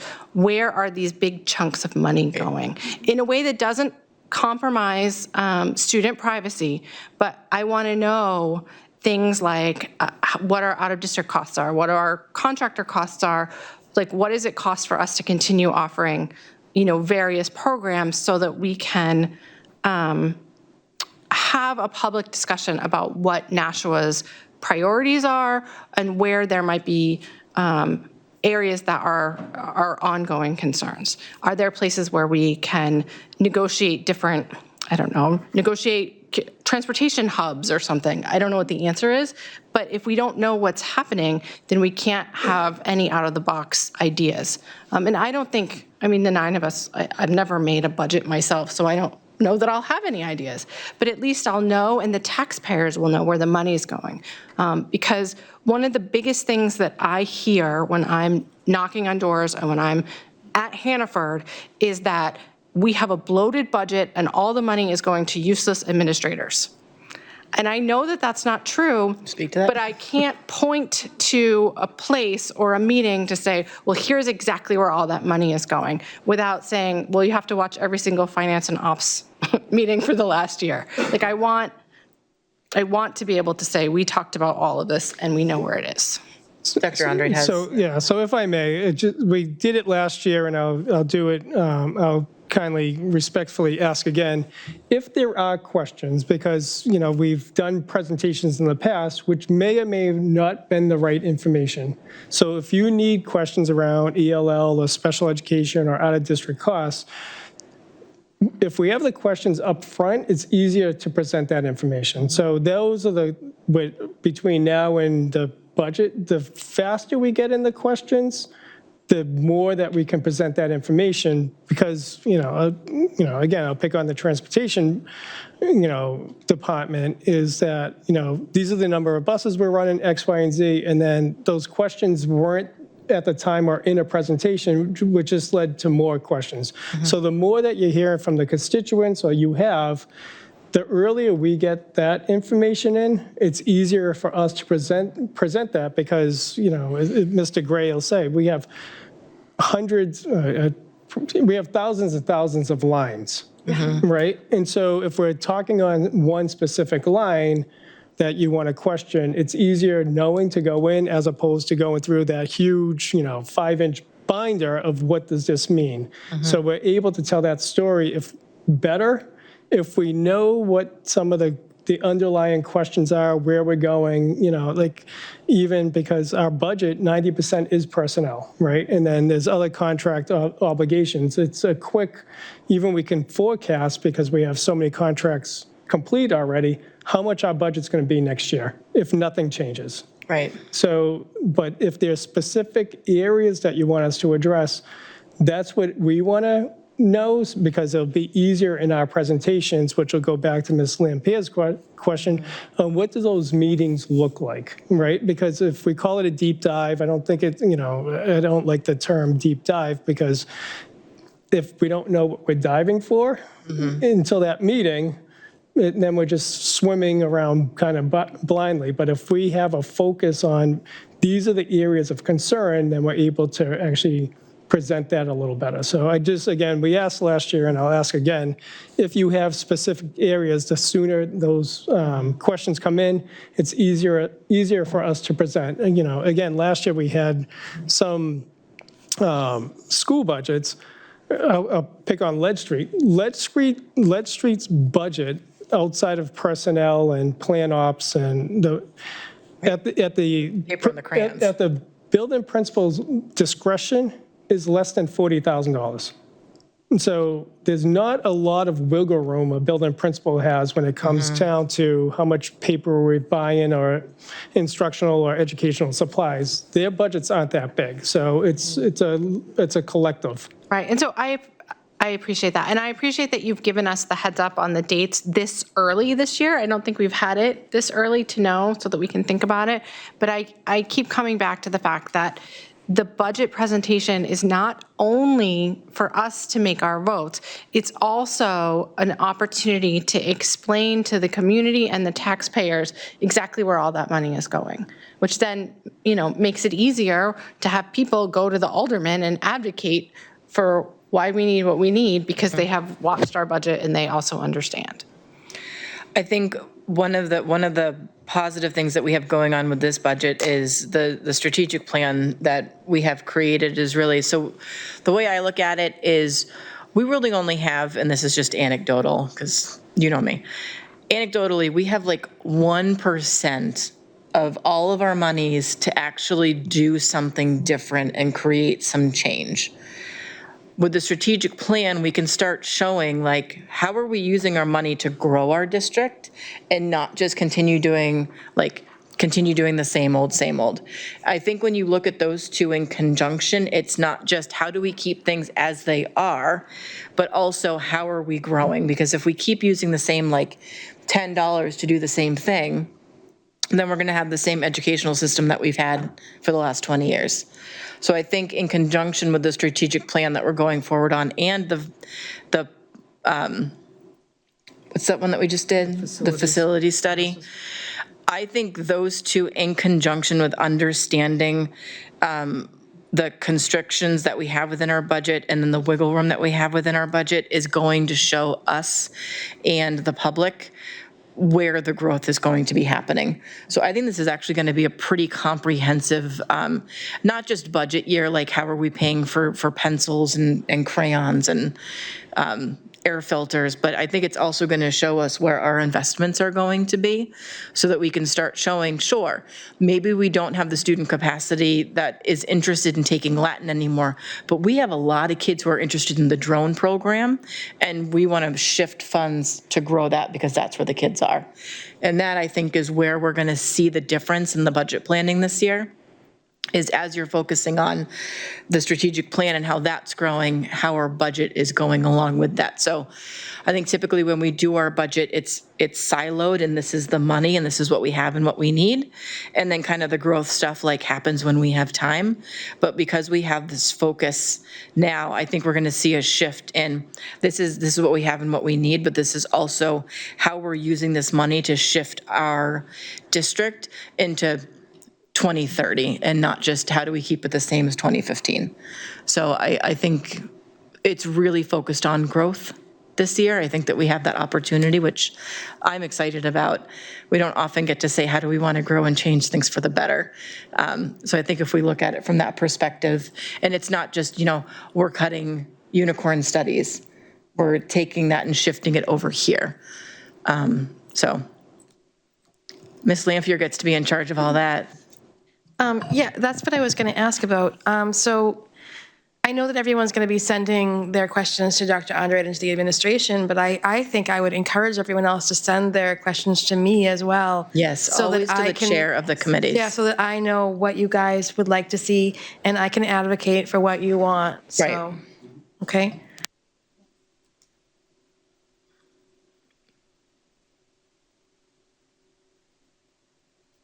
We don't need to vote on that, do we? No, just making sure that the timeline makes sense and if there was any kind of comments, but that's what we're hoping for, and that's kind of our tentative schedule right now, but we're hoping to adhere to it.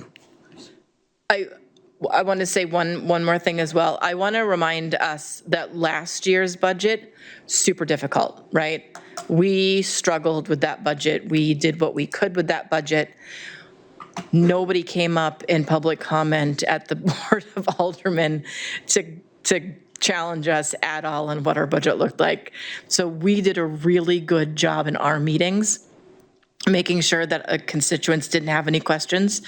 The fact that they had more questions about DPW and, what the heck are they doing, was really good. It was an extremely long night, and it's really boring, but it's always interesting to see that we don't typically have, last year we had nobody come up and say anything about our budget. So we did good last year despite it feeling bad. So, Ms. Lampier? I was just going to ask Dr. Andrade if, if we do find that we need another meeting, another presentation night, would there be time to put that in there? Yes. Okay, all right, that's great, thank you. And you guys can work that out. Okay. All right, back to the agenda. Next. So just in your packets, now that everyone's been assigned to a committee, it's just the BOE schedule discussion, and I think Ms. Bishop said it earlier, but at least it's a tentative framework on if you're on a committee, what it possibly looks like, but they are subject to change. So you can see possible dates kind of moving forward. So just an overview of it, C&E and HR is going to go to quarterly, and they're really going to meet up when they're talking about deep dives into maybe some policy shifts. So HR, if we need to come up with job descriptions, C&E, if we need to talk about curriculum and evaluation development, but the C&E presentations, because they really should be full board interactive, should be happening at the full board. So we're just kind of shift some of those, the dog and pony shows, which our administration works really hard on creating, bringing them here for us all to see. HR, because we are meeting for 15 minutes before the full board meeting to then just vote again on the exact same thing when the majority of us are already here, we'll move personnel recommendations into the full board meeting. If we need to do job descriptions or we need updates on interviews, that will happen in a quarterly HR meeting. We can add as we need to, take away as we need to, but I think that that's important going forward so that we're not being redundant with our time and with our voices, and we can plan better so that we can have our meetings be more efficient. And I think that was most of it. Policy had no change. The non-public meetings committee, because you're always going to have to go into non-public to discuss, doesn't necessarily have to happen in the evening here. It can happen at district office. It still just needs to be duly posted. But you're going to open the meeting, go into non-public, and then whoever's there to watch it has to leave, and then to come back in when you're sealing the minutes. I would suggest for the non-public meetings one that they are at central office, because otherwise district office staff will have to print out copies of all of those old records that were scanned into the computer, and I don't think they have the paper ones for us anymore. I don't know. Because we have to review minutes back to as old as the minutes are. Mr. Johnson gets to do it. And I'm going to assume that Mr. Johnson's going to be working primarily with Ms. Kinsella on the creation of the agendas that happen within those meetings, and then how efficient they can be. So we get to try something new this year. I'm excited. All new. All new. Exciting. So we brought this up. At the last meeting. Wanted to not make it formalized until we had the new members on. But new members, do you have any comments or concerns about these changes? No? Yeah. Okay, and then not regular board members, you're all regular board members. Previous board members, are you also, okay, do I have consensus on these shifts? Ms. Lopez? I think that it's still one of those things that as we roll them into meetings, things are going to get ran over, and we have new members. I just want that to be on record. It is what it is. I will go with what the board says, but I just wanted that to be, like, we're going to do HR at the beginning of the, like, it's just too much, too fast without being able to actually digest it and see where the decision will land after the decision. So I just wanted that to be on record. Okay. Yeah, it's definitely fluid. If it doesn't feel like it's working right, then we can go back to what we were doing. Yeah, so we'll take it one step at a time. Ms. Raymond? Thank you. I have to say, I was initially opposed to some of these changes because, you know me, we've been doing it the same way for 20 years, and I don't like change.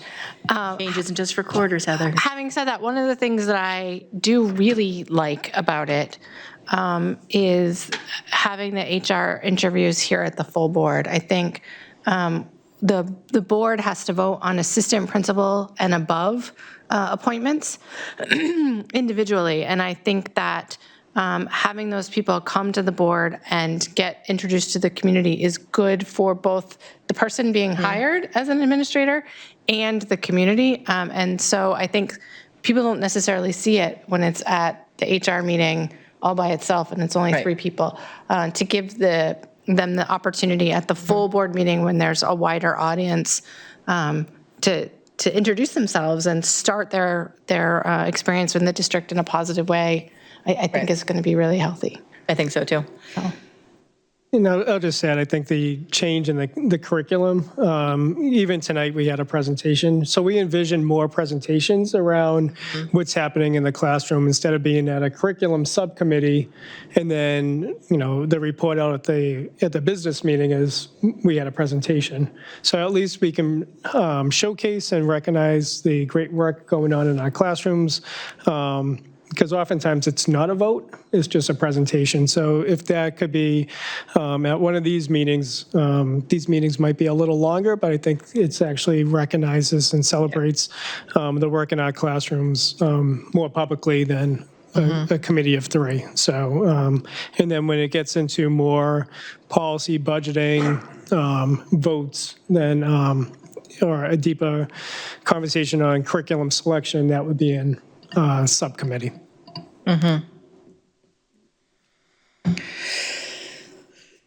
Okay. So having consensus on that, let's move into the open enrollment discussion. And this is just more informational, timing-wise. At the end of the month, we're going to have our further discussion on open enrollment, but we just wanted more of a straw poll. If you're reading any of the legislation coming out around open enrollment between districts, we have to come up with our own policy, essentially.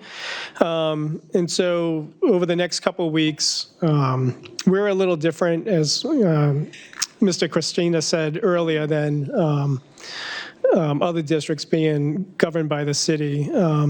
So in the next couple of weeks, we'll be meeting with legal again, as well as Manchester School District to see how they're handling the open enrollment. But what we're looking at is creating some language that essentially sounds like this for open enrollment.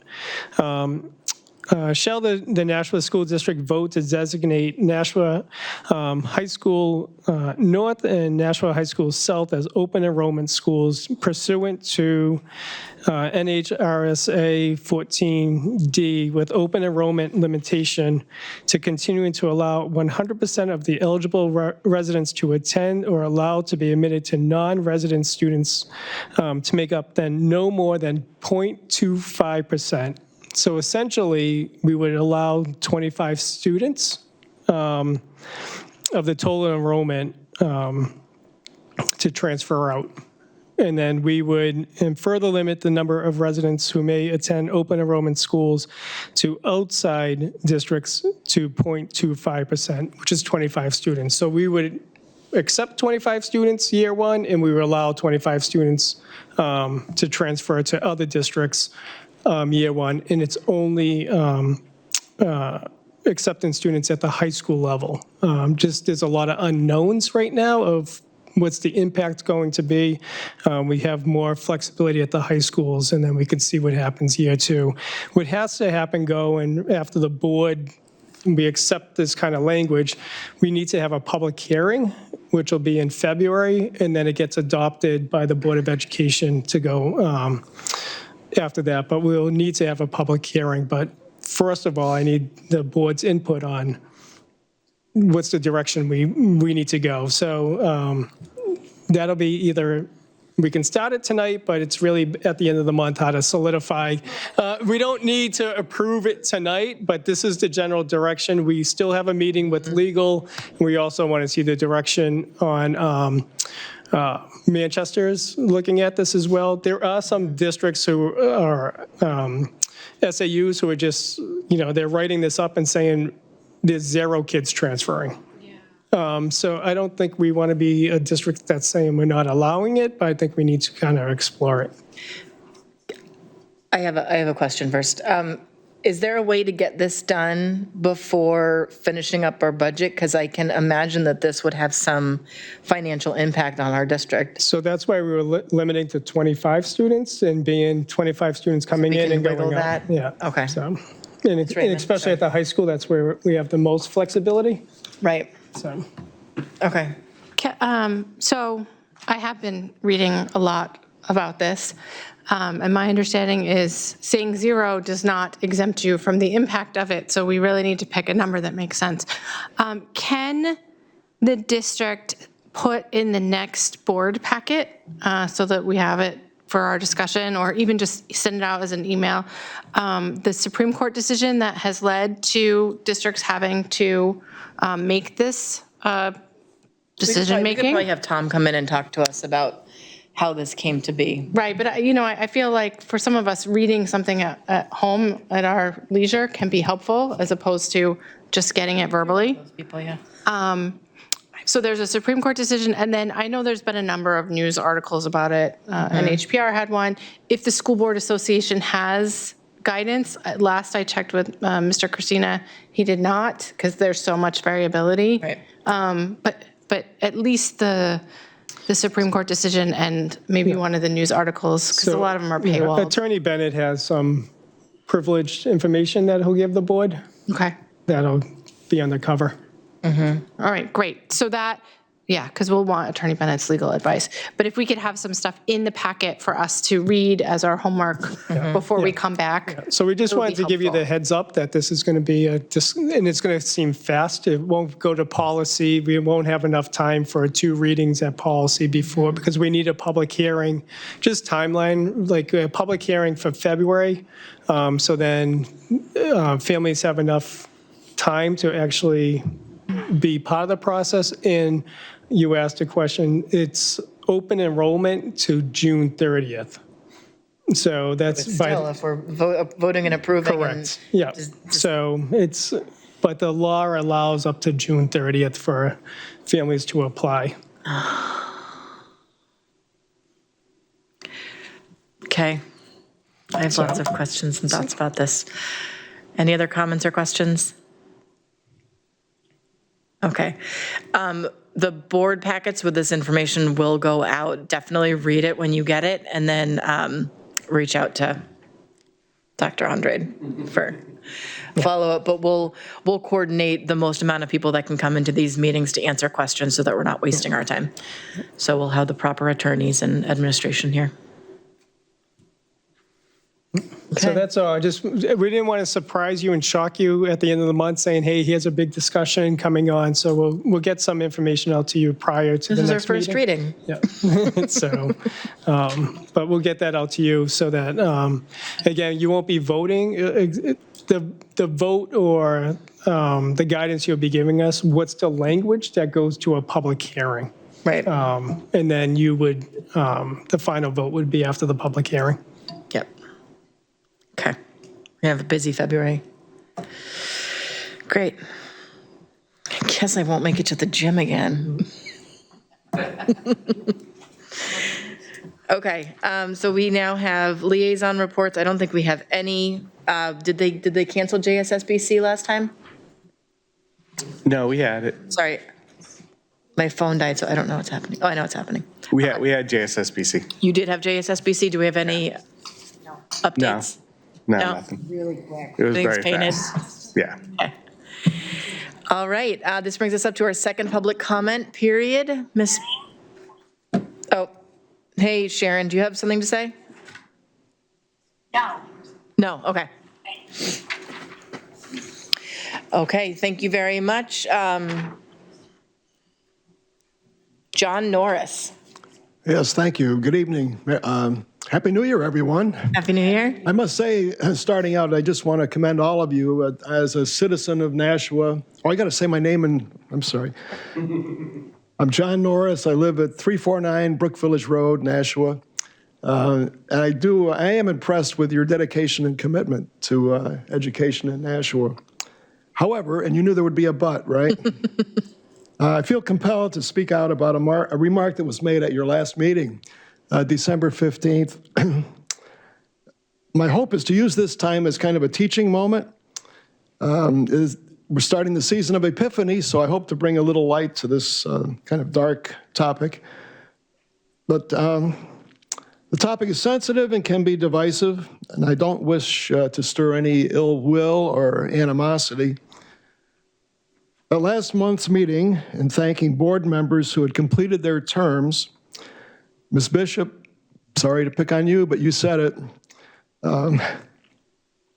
Ms. Bishop said that it was good that the student members had been on the board because the board had been white-centric. Anybody remember that comment at the last meeting? White-centric. Okay, why mention skin color when you're ostensibly thanking someone for their work or service? Words have power, as you know. Words can build up a person or they can harm a person. Words also have the power to reveal the attitude and belief of the speaker. The term white-centric can cause a board member to wonder, what is their value on the board? Is it measured by skin color? And for the white members, are they to be embarrassed or ashamed of their skin color? All board members are elected to their positions, and skin color should have no bearing on their contribution to the board. I believe there is value in diversity. There's diversity of expertise, there's diversity of talent, there's diversity of thought. None of those attributes can be measured by skin color. I'm going to just close by pointing out that in 2 weeks, we, actually the nation, are going to remember, honor, and observe Martin Luther King Jr.'s birthday. And we all know the iconic words of his dream speech, right? That there will be a day when people will be judged not by the color of their skin, but by the content of their character. Thank you. Thank you. Mr. Hoffman?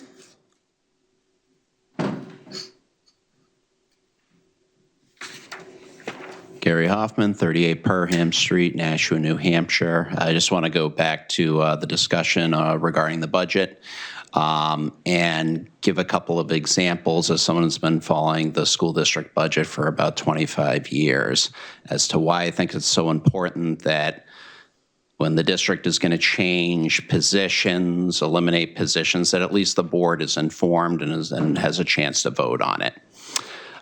So in the 2024, it's kind of the winter, spring 2024 budget cycle, the district did need to make some cuts, and they decided to cut the literacy program at the middle school level, as well as some of the team teachers.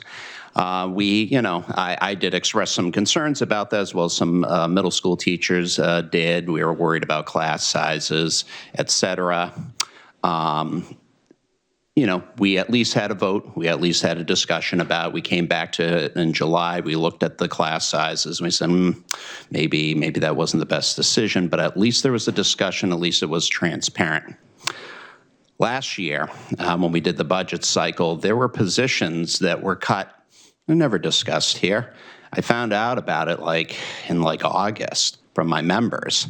One example I can give you is the guidance secretary at the high school was cut. And a lot of the teachers and the guidance counselors explained to me they didn't know how they were going to be able to handle this, because this position was extremely important to their role. Now, I don't know if that was the best decision of positions to cut, but that discussion never happened here, and it should have. People should have had, the clerical workers should have had an opportunity to explain what that job does. That decision to cut that position should have been a decision this board made, especially, kids need, the high school guidance department plays in a very important role. Whether or not that should have been the cut to make, at least it should have been transparent, should have been discussed like in previous years. I mean, first time I spoke at a board meeting was way back in like 2005, I believe, and it was over middle school cuts, and they were specific, these are the positions that are being cut. Now, I am sensitive to the fact that, especially with the open enrollment, we may not know the exact positions that need to be cut in March, but we probably will in July, and that should at least be brought here to at least inform. The board should at least be informed of it, and the public should at least hear it.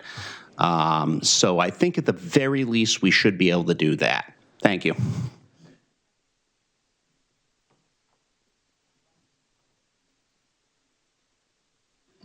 Sorry, I was just clarifying the timing of, I know Mr. Hoffman was saying July, but I actually think we would even need to know sooner than that so that we could get to, the paperwork that we have to do.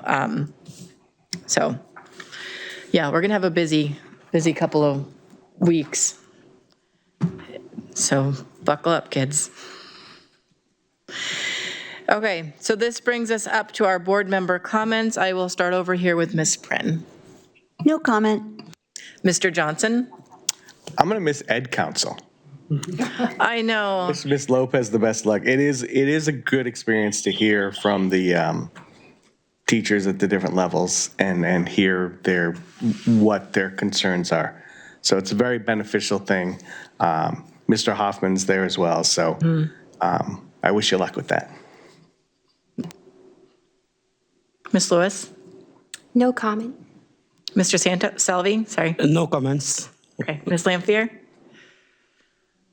I just wanted to welcome everybody again, and you guys, I think you're going to both be on my finance committee. So if you have any questions or anything, we'll try and hook up and help you out, whatever you need, okay? Thanks. Ms. Lopez? No comment. Ms. Raymond? No comments tonight, thank you. And I also have no comments. Ms. Gilio? Thank you. No comment. Okay. So no comments from board, so I am looking for a... Motion to adjourn? Second. Thank you. We have to do this by roll call. Ms. Prin? Yes. Mr.